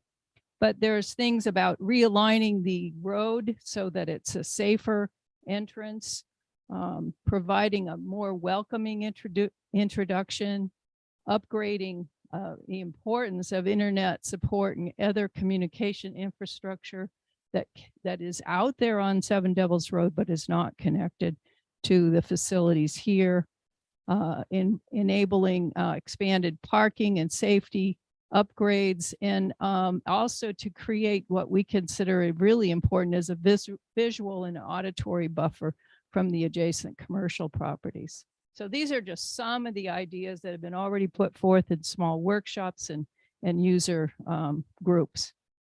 The next slide. So the question is, why should FOSS fund this design planning process? And we see that there's a short opportunity if we can engage and do this privately, and certainly in collaboration with all the partners, then we will be in a better position for the South Slough and enable them to go for NOAA funding for infrastructure, important assets. And we can move this along faster, because if you're forced to work in the time zones that are provided for proposal writing and funding, even as Bree said today, they write a proposal and then a year later they know that they got the funding. So we're thinking boots on the ground, funding on the ground, interactions can make this move quickly so that we can begin to really showcase this for our 50th anniversary here. The final slide, I think. So anyway, I thank you. I think that hopefully we can get a motion out of the Management Commission today, but I really want to acknowledge the real folks that have pushed this forward. Todd's here today, Jeannie and John, awesome partners in this, knowledgeable and enthusiastically moving the needle. And again, we're all volunteers. We're really committed to this. So that's kind of where I'm at with the presentation. That might make questions, I guess.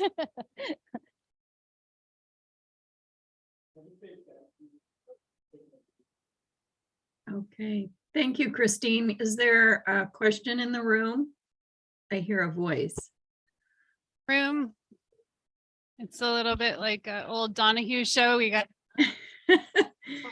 And please identify yourself for our Jonathan listening Ford, the maintenance audience. Staff. I just wanted to say thank you to the Friends group for doing this. Those two entrance properties have just been an eyesore and just a nightmare for the maintenance staff here. So thank you for taking this project on. That's involved in that for sure.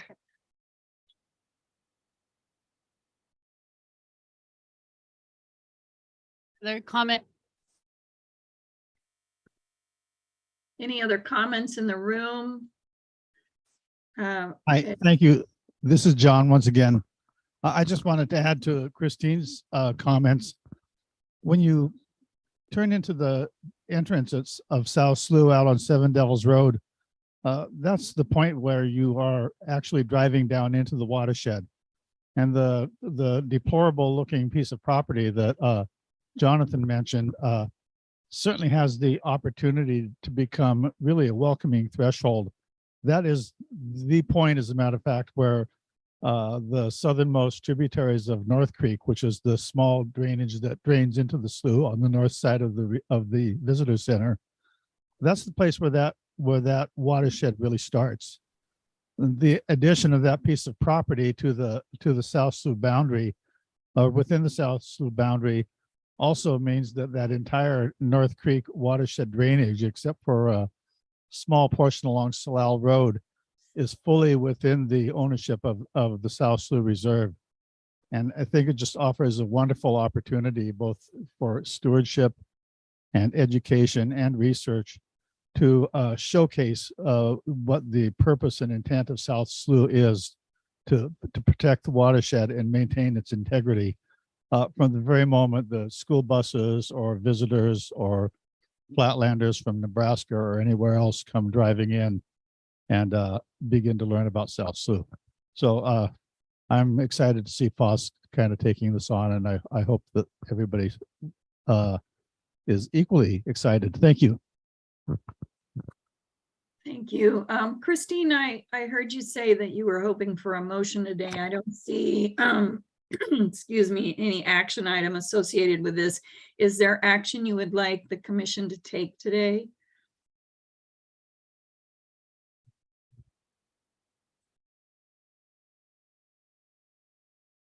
Begin this project, so I would think.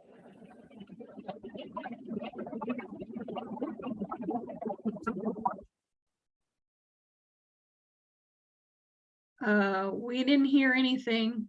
I heard a couple of words and then we got a lot of little garble. Vicky, can you hear me? I can hear you, Rebecca. Okay, I just say, and to make this official, I believe we need a motion. I didn't propose that, and hopefully that the folks here that are in authority can come up with that. Okay. All right, Bree, have you discussed with staff what kind of a motion you would like to have made today? This is John Sweet, Coos County. May I make a comment and let someone else make a motion for a change today? I feel like dominating. Yes, you may. I really appreciate the work that's being done. I do think that this is a wonderful facility or area, and that the entry to it does not do justice to what actually is here and what's going on here. But I would hope that in redesigning the entrance road, which you mentioned, doesn't create an industrial look and destroy the natural beauty and grace of the road that currently exists winding through the forests. I hope there are other treatments, like a little broader roadside line of sight that won't take away from what I term the natural beauty and grace of the existing road. I do know that looking back to what I heard about Bandon Dunes, when they put the first access road in there, the owner of the facility came back and said, wind it a little bit. It's too straight. I want this to look nice, like we're approaching something of beauty, not an industrial complex. Christine, can you respond to that? We're not going to do the work. We're going to contract with landscape engineers that can bring forth. I think if you read what we put in our report, we're proposing that they come up with a proposal that would include with absolute listening sessions and evaluations as to feasibility. We are limited given the topography, but there are certainly opportunities that can be looked at. And so we don't have the solutions. We want to contract with engineering and landscape architects to come up with maybe a couple of alternatives similar to the way we do a lot of, those kinds of planning operations. So, but there's a lot of expertise in the room here. There's a lot of expertise in contractors in the city. So that's my response to that. And certainly I agree. We need to consider all those elements, and certainly the safety and accessibility for people that don't necessarily have the ability to get here easily needs to be considered as well. And I think John wants to talk again. Might just come up here if that microphone gives us trouble. Well, I would say you're correct. On page 106 of the packet, you indicate that, quote, "We are prepared to initiate and fund a contract to engage engineering/landscape architects to work with input from reserve staff and stakeholders, Coos County, and tribes to develop a comprehensive design concept for reconfiguring access and improvements from Seven Devils Road to the Visitor Center." So I think there is concern, John, that the same concern that you have, to keep it elegant, to keep it looking like the coastal paradise that we are, but also making it functional. Did you have further comments, John? I just wanted to, Oh, John, check this with you is that- John, for our audience, this is John Bragg speaking. Oh. I put the question to John Sweet, but John Bragg, you are talking. Thank you. I realize that we are going to, your intent is to engage an engineering landscape architect, and I was really more interested in it be heavy towards the landscape and less heavy towards the engineering prospect, and leave it lovely like it is, and it can be done. And I just want to make sure that I wasn't getting ready to vote for something that meant you were going to make a freeway straight and broad from Seven Devils Inn. All right, and then John Bragg, did you have further comments? just to that directly, when we came up with this idea, in the back of my mind, I was kind of scheming that I would talk to Christine before we went out into any kind of a design or hiring process to find a landscape architect. I think it would be really wise of FOSS to get in touch with Aaron Fagre, the original architect who designed the South Slough site. I don't even know if he's still in business, but he's the one who planned that entrance that John is talking about. And I'm sure that if somebody like with the care and the forward-looking approach that Aaron took with designing the entrance, it would be in safe hands to be able to get somebody like that involved. Well, given that we're approaching the 50th anniversary for the reserve, I would hope this architect is still around, but it's possible if they were older when they started that project, they might not be. So it's worth inquiring about. Any other comments? Bree, I'd asked you if the staff had thought about what kind of a motion you'd like from the commission today. I think I'm looking at what they're doing. If they're taking over the work, perhaps some kind of a motion where the commission supports the next 50 years projects of FOSS, and hope that FOSS continues to communicate with the commission on the development of those projects. I don't know. Do you have some other idea? Yeah, can you hear me? Yes. Okay. So really this, we've acquired these properties over the years with the help of FOSS with the purpose of creating a more welcoming entrance. So, we're on track doing what we had planned and what we intended from the beginning. I think we're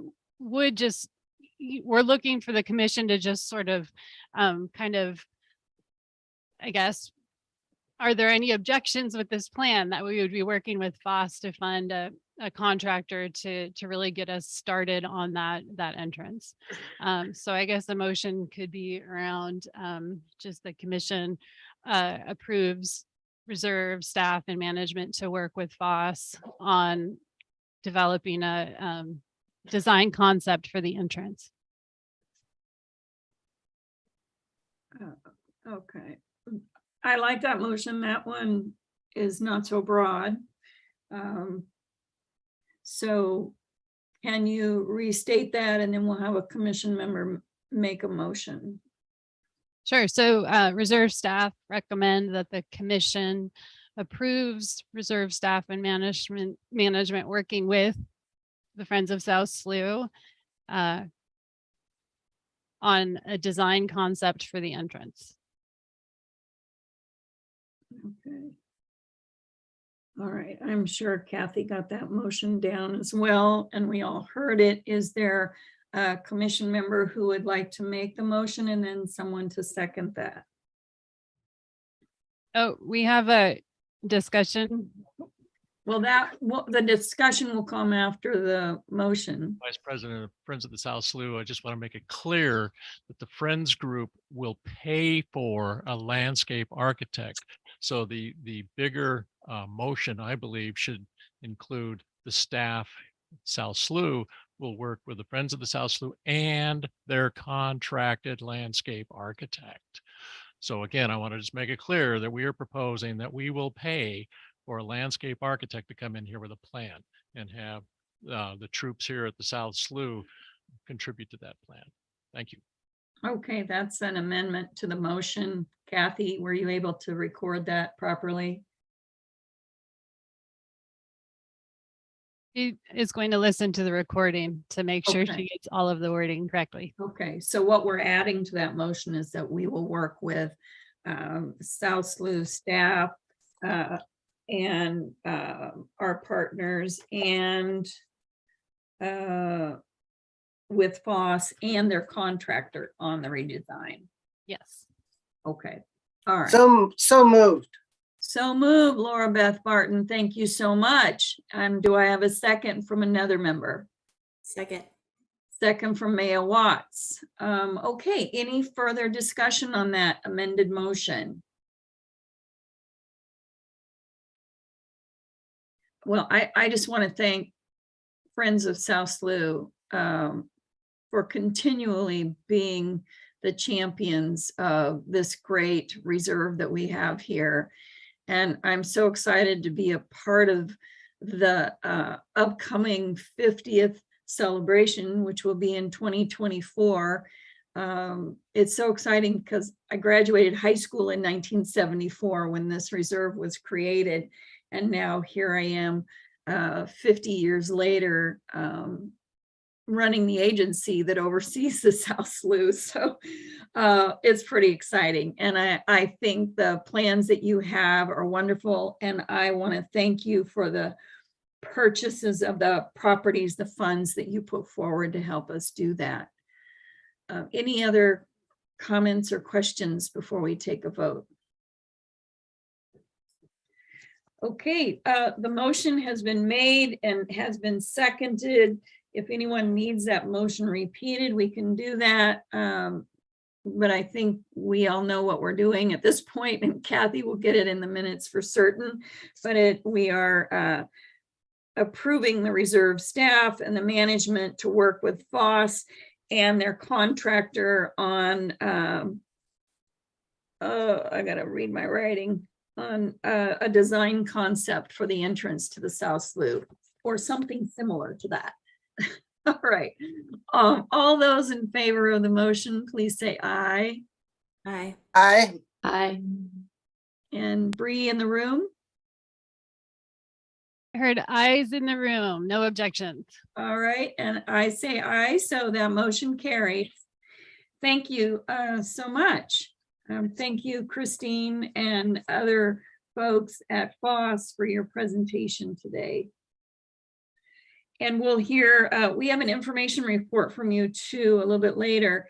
It's 11:45. We need to finish up by 12:30.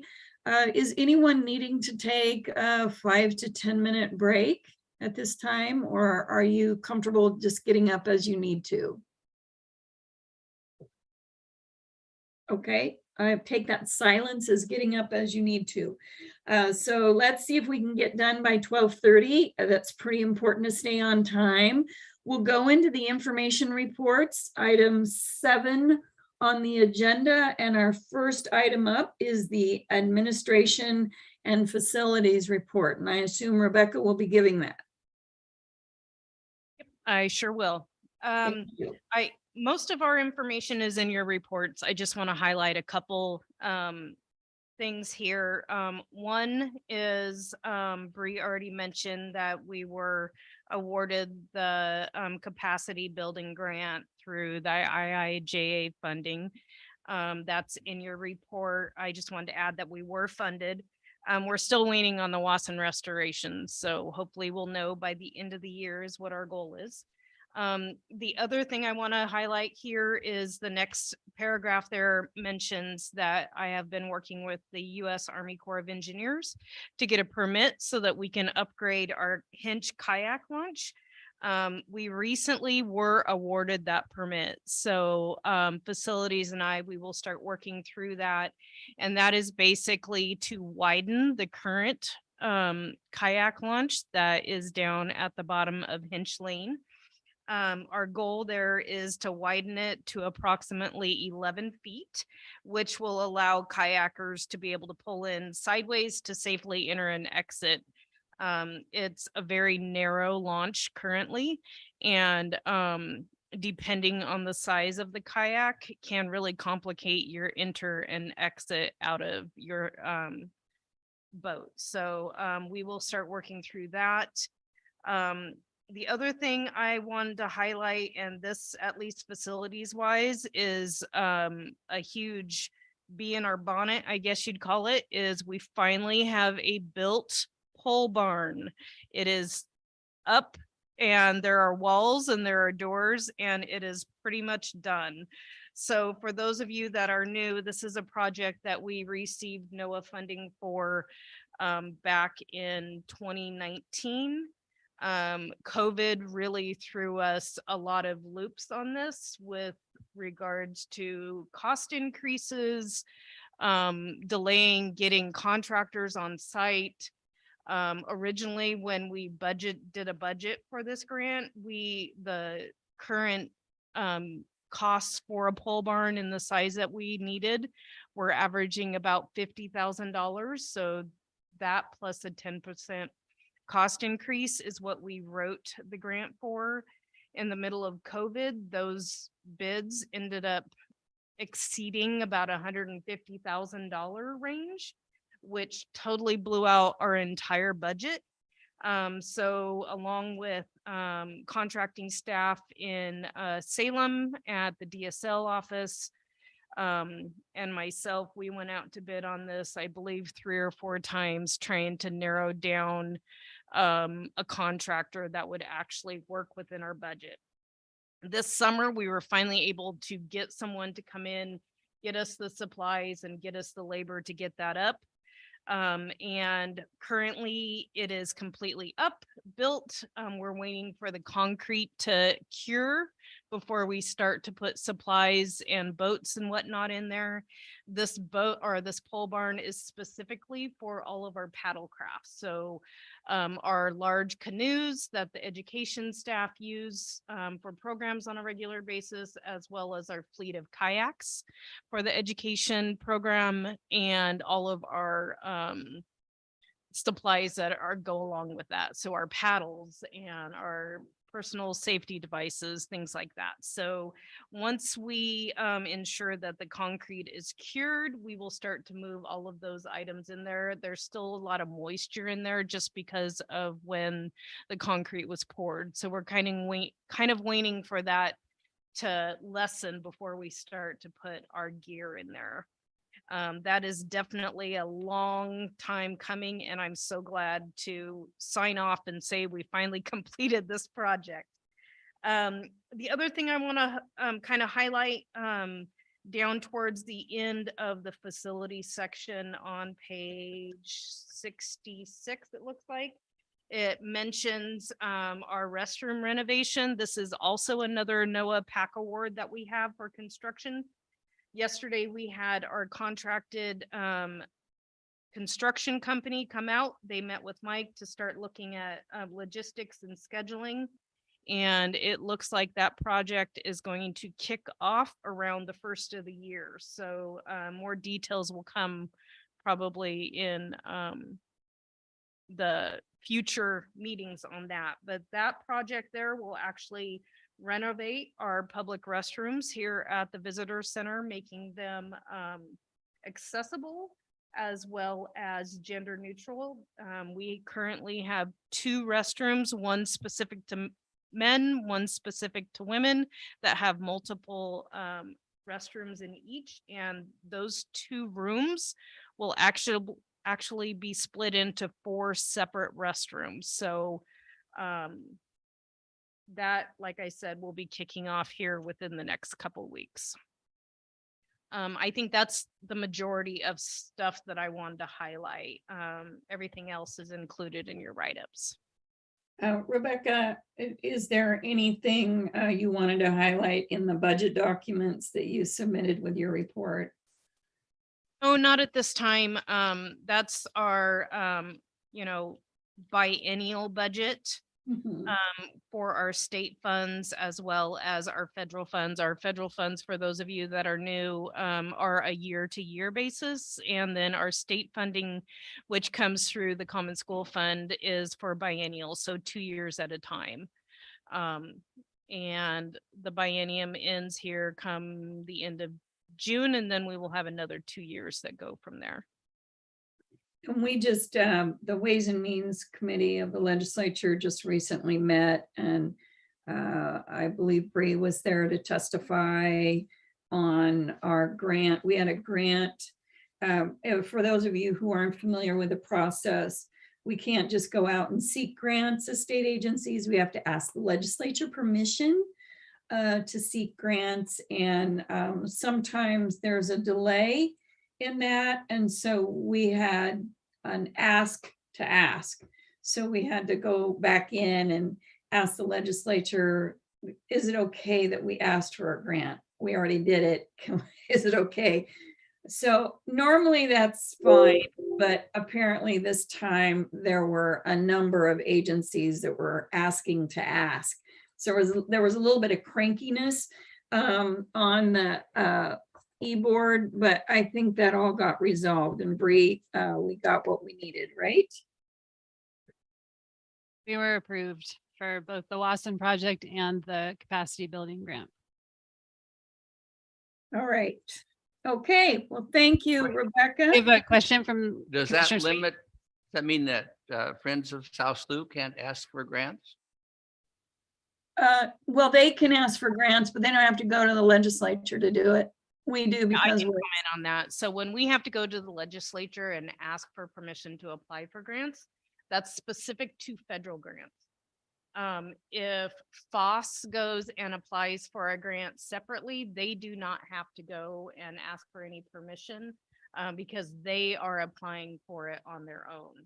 Every once in a while, you'll see us working with FOSS on specific grants, our eDNA grants, and the research that Sean does. Those have been going through FOSS. It kind of lessens some of the legislative process for some of those smaller grants. But with any federal ask that DSL and South Slough is requesting or going to be applying for, we must go through that legislative process, and we have to ask for permission to apply, and then once we're awarded, then we have to ask for permission to spend it. So it's kind of a two-part process for a federal grant. And we the are reason- waived on that though on our normal NOAA operations grant, because that is something that we get every single year. Yeah, and the reason for that, being a former legislator who served on Ways and Means, I can tell you it's because the legislature wants to ensure that the agency has the budget to accommodate that, because often in the federal grants, there are matching requirements, matching funding or matching in kind. So the legislature likes to keep tabs on that sort of thing. All right, thank you so much. Any other questions of Rebecca on the administration report? I'm so excited about the pole barn. I can't wait to see it. Okay, next on the agenda, I think, is the education report, and probably Jamie is giving that one. Into a microphone. All right. Can you all hear me? We can. Going yet. For this reporting period, it includes our summer, which is one of our busiest times. So we do summer science camps. And then I think the other thing about this quarter for education, as far as participation, that was fun for us, was that this was probably the first time we really had numbers back since COVID that were like our normal numbers. So we felt pretty busy. And we have had extra summer camp opportunities. The schools have had extra funding in the summer the last couple of years. So we've done some extra summer programming, but this summer the numbers were, instead of COVID kind of numbers, they were up really high. And then the same is true for the fall. We had a lot of school programs return to regular field trip visits with their regular numbers. And some of our interpretive programs that weren't able to run, particularly the mushroom identification classes, all went through this fall. Those are really popular, and they all went smoothly. So I think those are our program relevant updates. And I'll just add on to what Rebecca said about the PAC award for the restrooms. It also includes exhibit updates. So the dark exhibit hall that you can see out there, we are working on with a contractor for design for some of those updates. And we should have a design drawings set to go by the end of the year. And then we'll be looking for contractors to start doing some of that work. And it's likely that they've come up with some really cool ideas that won't fit within the funding that we have. So we'll also be looking for additional funding to match that work. That's all I've got. Okay, thank you so much. Does Deborah want to add anything about public involvement? Hi, this is Deborah Rudd, South SLU Public Involvement Coordinator. And I just want to add in that just kind of a kudos to all of our volunteers, especially our trail stewards. We've talked a lot about trails today, and these are folks that actually enjoy getting out there and doing hard manual labor. And I have to say thank you to Alice for helping us establish that program. And I know Jonathan is thankful. He spent countless hours training with those volunteers. And I just want to say kudos to those volunteers. And then the other end of the spectrum are our interns. We do have an intern in the room today, Colleen, and she just put out a fabulous report about fish populations in the South Slough, and that can attest to all the hard work she's put in. And I just want to say thank you, everyone who's been supporting those programs. Awesome, thank you. I really enjoyed reading your achievements in the packet. It's always fun to read this packet. I actually enjoy reading about everything that you're doing. It's just great. All right, we'll move into the coastal training update. And that would be Sabra.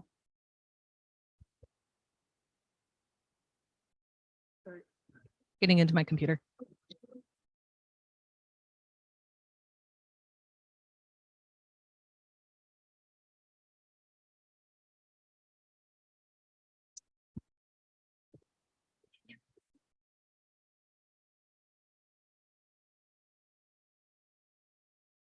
So there's just a couple things that I want to highlight in the CTP chapter.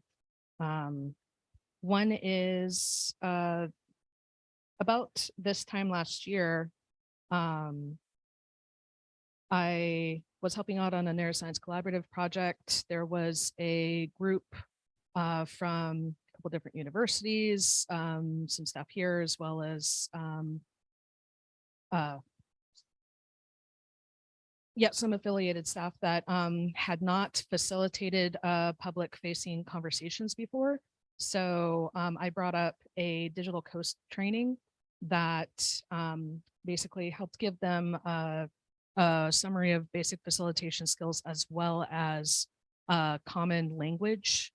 And the reports back from that group were that that training really was essential for the group that hadn't worked together before.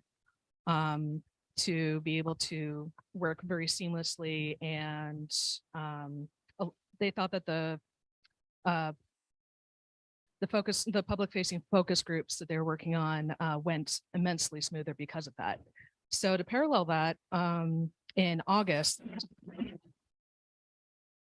to prep another group for a bilingual international meeting, and this was a sanctuary staff, myself, and a couple other federal agency staff to work together that formed the facilitation team. We held the same training through Digital Coast, and the feedback was much the same, that this training was essential for the smoothness of the facilitation, as well as the team learning how to work together. So I'm going to be noting that in future program or future collaborative programs, suggesting that this training is hosted kind of as a prerequisite to putting those kinds of projects together. And then going on to the other workshop that happened, I mentioned the NOAA Sanctuaries staff came together for a bilingual international workshop. This is the second workshop that was listed in your packet. Although a little bit of a not quite within my core responsibilities, I was actually recruited to help facilitate this workshop before I came to my current position. And as we were in pre-COVID, so it took a while for it to happen.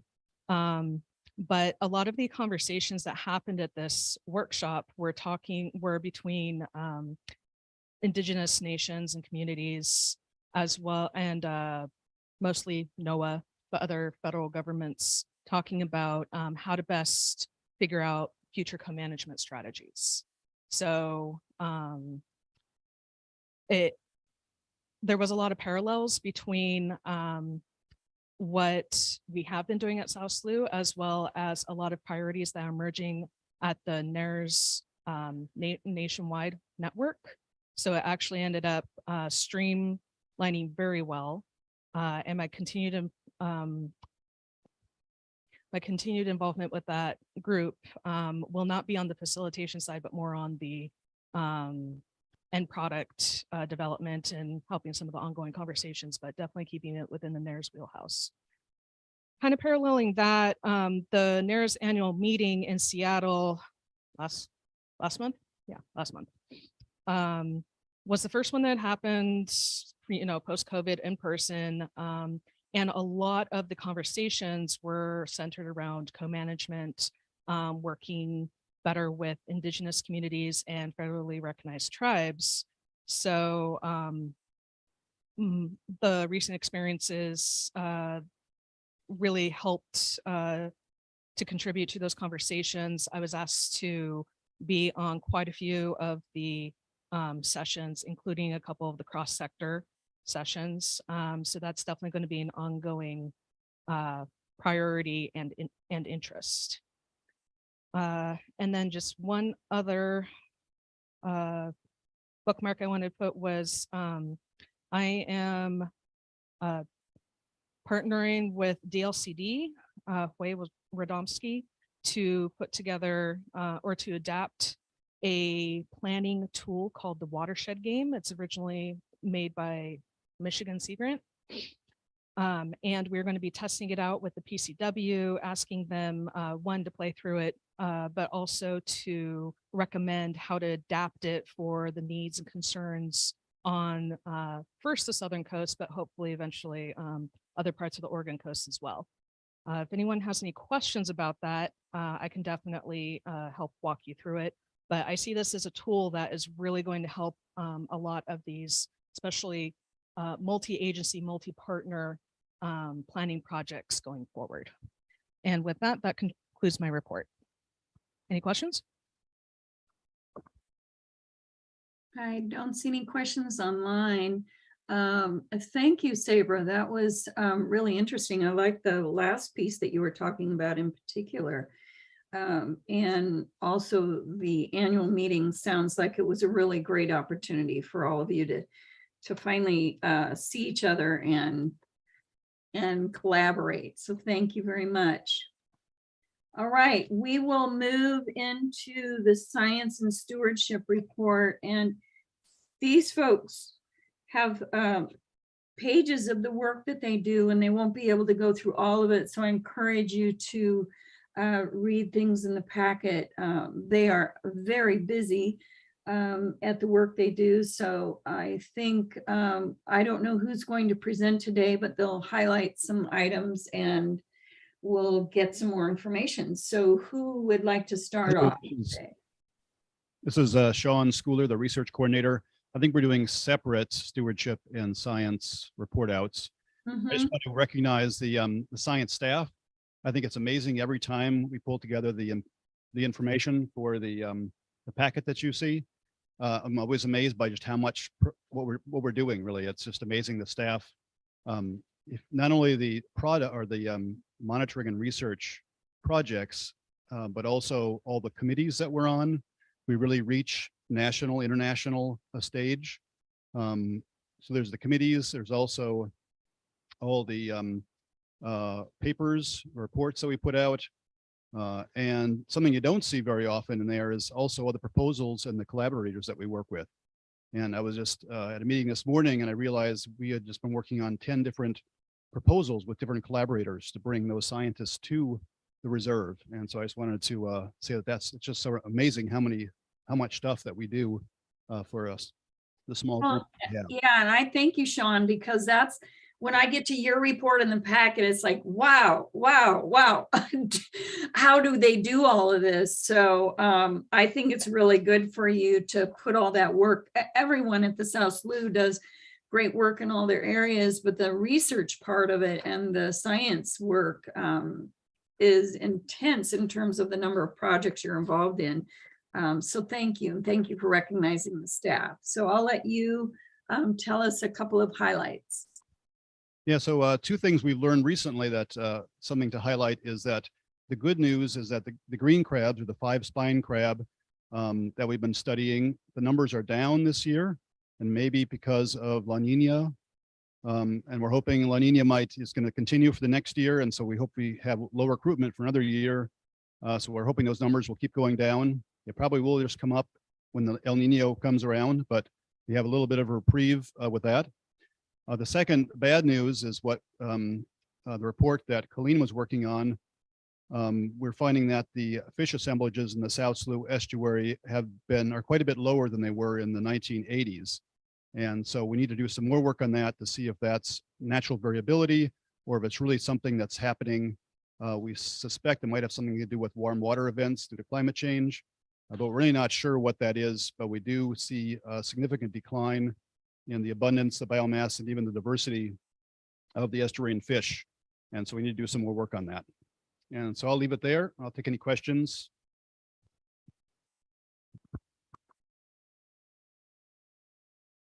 I don't see any on the screen unless you have any in the room. None in the room. Okay. All right.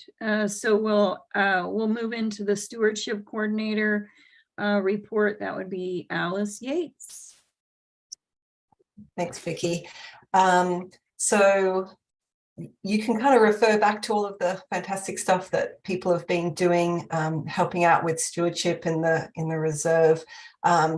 But I wanted to spend this time actually highlighting two things that are not in the report because they happened after we submitted the report and before this meeting. So if you had any questions on other things, I'm willing to sort of take those afterwards. So I wanted to highlight some work that's been done on the Wasson Restoration Project. So the Coquille Indian Tribes 2022 community funds were awarded to the Coos Watershed Association to start planting in the upper valley of the Wasson Creek. And this has been brought to the commission in the past, but I wanted to say on November 30th, we planted 2,700 willow and other native shrubs in this area, including red osier dogwood, ninebark, twinberry, red elderberry. So this is the very far reaches of the Wasson Upper Valley.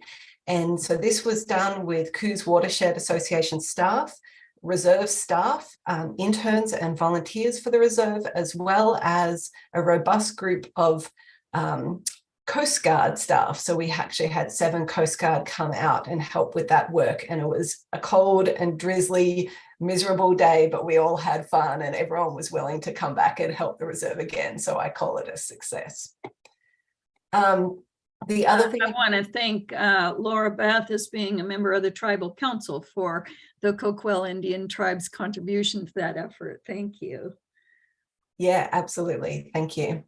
You're welcome. Yes, that's a wonderful program that we all the gaming tribes have to give back to their communities, and happy to give it where it's due. Awesome. Yeah, And we are in the midst at the moment of coming up with some outreach products to thank the community fund there and acknowledge the work that has been done. So it's great. The other thing I wanted to highlight was I recently attended the Restore America's Estuaries conference, which was held in New Orleans. I was invited to present at a special session that was entitled The Center of All Good Things, Indigenous Leadership and Partnership in Estuary Stewardship.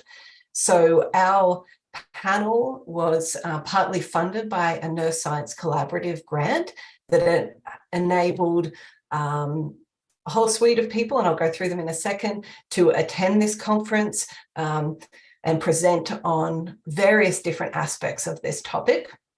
So the team was led by Deanna Erickson, who's the manager of the Lake Superior SSNERR, and one of her tribal partners, Tom Howes, who's the Natural Resources Program Manager for the Fond du Lac Band of Lake Superior, Chippewa.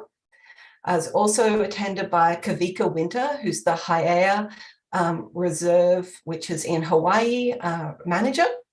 And then my intern, Tahani Multier, also from the University of Hawaii, but she attended the South Slough's internship opportunity this last summer as part of the NOAA's EPP MSI, I think it's Education Partnership for Minority and Underserved Institutes or something like that. Well, I have it right here. Okay. On page 98, Education Partnership Program with Minorities Serving Institutions. That's a hard one to remember, Alice. Thank you. I'm glad that you're on top of it there. It's great. So Tahani was a great addition to this team, and it enabled her to make a lot of connections in her field, which was great to offer her. We also had Leanne Burke, who's the tribal liaison in Washington, Ashley Russell, who's the Assistant Director of Culture and Natural Resources Department at the Confederated Tribes of the Kuzlaw, Umpqua, and Sayuslaw Indians. So we had a great panel. The session was attended live by around 90 people, but there was more online and people are able to watch the recording. There was over 1,000 registrations for that conference. So it's a pretty amazing audience to share this with.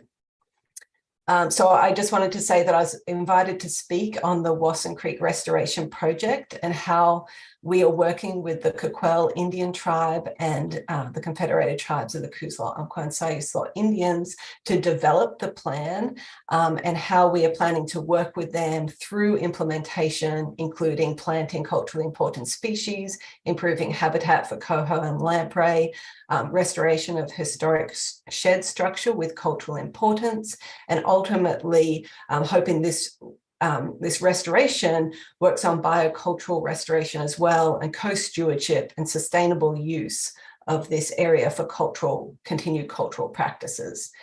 The session was attended by Chief Sherelle, who is the chief of the Dulac Band of Biloxi Chippematcha Choctaw, and she was very excited to hear the presentation and talk with our panel afterwards. We were also invited to visit the homeland of the Huma tribe by Chief Laura Ann Chason. And so we spent a day with Laura and some other tribal members and staff visiting their important places and really talking about how the reserve system can work with our tribal partners to address their needs in their communities. And so this is actually the location of one of the proposed National Estuarine Research Reserves that's coming forward in Louisiana. So it was great to meet them. Finally, I was lucky enough to speak to the senior advisor at NOAA, Dr. Letice Lefebvre. Hopefully I pronounced her last name correctly. And it was a real honor to speak to her and talk about South Slough and Department of State Lands and our upcoming restoration project and the connections that we have with our tribal partners on this restoration work. So it was a fantastic experience all round, and I was really honoured to be invited to speak, and also honoured to represent our group here at this national conference. Thank you. Thank you, Alice. Does anyone have any questions or comments about Alice's report? You've been busy. I'm not sure how you're going to do all this work without more staff. The Wasson Creek Watershed Project is going to be a very involved one, but it does sound like we have a lot of volunteers, which is just really great. We couldn't do our work without it, so thank you. All right, our last presentation is by Friends of South Slough. Christine, did you have anything else you wanted to talk about today? It's actually Todd. Oh, it's Todd. It's okay. Okay. We switch hit up here a lot. We hit the big highlight in Christine's presentation earlier about the land acquisition. You'll see in your packet that we've been busy. I want to just take this opportunity to thank my cohorts in crime, Christine, Ginny Stanley, and John Bragg, for keeping FOSS rolling. We dug ourselves out of a hole that was built here a couple of years ago, and we're up and moving now. So you'll see that in the packet. And if there's no questions, then I'll turn my mic off and say thank you very much, and welcome aboard to all the new folks on the board. Thank you, Todd. And I do want to say that Oregon will have a new governor come January 9th.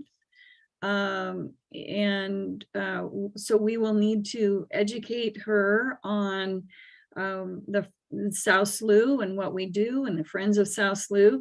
Now, she spent a decade as Speaker of the Oregon House, so she's not in the dark about these things, but now that she'll be chairing the land board, we'll have an opportunity to really bring her up to speed on the work that we do for the Department of State Lands. And I look forward to all of you sharing your great work. Okay, I think that brings us to the end of our information reports, and our next scheduled meeting looks to be March 16th. I will tell you that there's a possibility that could change, only because we are going into legislative session, and we have our budget in front of the legislature, and we don't really get to pick those dates too often to make our presentation. I was able to do that last year because my grandson was being born the last time that we were in front of them in 2021. I just don't know yet what our schedule is going to be. So we'll just go with March 16th at this point, and Bree will contact you all if that changes or anything else as we get closer to that date. It's my expectation to attend in person, but again, it just depends on what the legislature has in store. Does anyone have anything for the good of the order before I take a motion to adjourn? I'll hear from I wanted to share a couple of quick things. So first of all, I wanted to thank our facilities staff for getting this room set up. I know Jonathan spent a good amount of time getting this place nice and warm because we're working on a heat issue. So I appreciate that. Appreciate Sabra filling in as our IT support because Ed could not be here today. I also wanted to note that for the folks in the room, we have snacks provided by FOSS, which we're very appreciative of. And we've also hung up several research posters of work that's been done by our talented staff and interns as well. And there are some education kind of communication banners that came out of our recent Teachers on the Estuary workshop. So for the folks in the room who are able to stick around and check those out, please do. It's a great illustration of all the good work that's done here. And I think that is all that I had. So I'll pass it to you to adjourn. Thanks. Okay. All right. This is Cinnamon. I have just a really quick question since I'm new. Does the timing of these meetings typically stay the same, the 9:30 to 12:30? Well, 9:30 is unusual. Usually we start at 9. I saw on the agenda it was 9 and then the label said 9:30. So I was a little panicky this morning that I didn't know which one it was, but normally, no, actually, sometimes we do them in the afternoon. Is there a preference for you for timing? For this particular date, it would be in the morning. I have a seminar class that I host every Thursday afternoon, but that's just me being selfish. Well, we do like to accommodate our commission members so that we have a full quorum and that you are here and able to hear about all the great things that we're doing. So please note that Cinnamon would prefer to have a morning meeting on the 16th. That works for me too at this point. I come down and I spend the night with my stepdad who lives in Charleston. And I haven't seen him in a while, so I was kind of hoping I could get down there. All right. Any other comments for the good of the order? And not seeing anything. All right, I'll take a motion to adjourn. That motion is not debatable, but it does require a motion in a second. So Laura Beth, would you like to give me a motion? So moved, Madam Chair. Awesome. Can I have a second, please? I'll second. All right, thank you, Cinnamon. All those in favor of adjourning after a wonderful meeting, getting to know all of you, please say aye. Aye. All those opposed? Hearing none. Happy holidays. We'll see you in a couple months. Thank you all very much. Thank you all. Thank you. Bye-bye. Goodbye, everyone.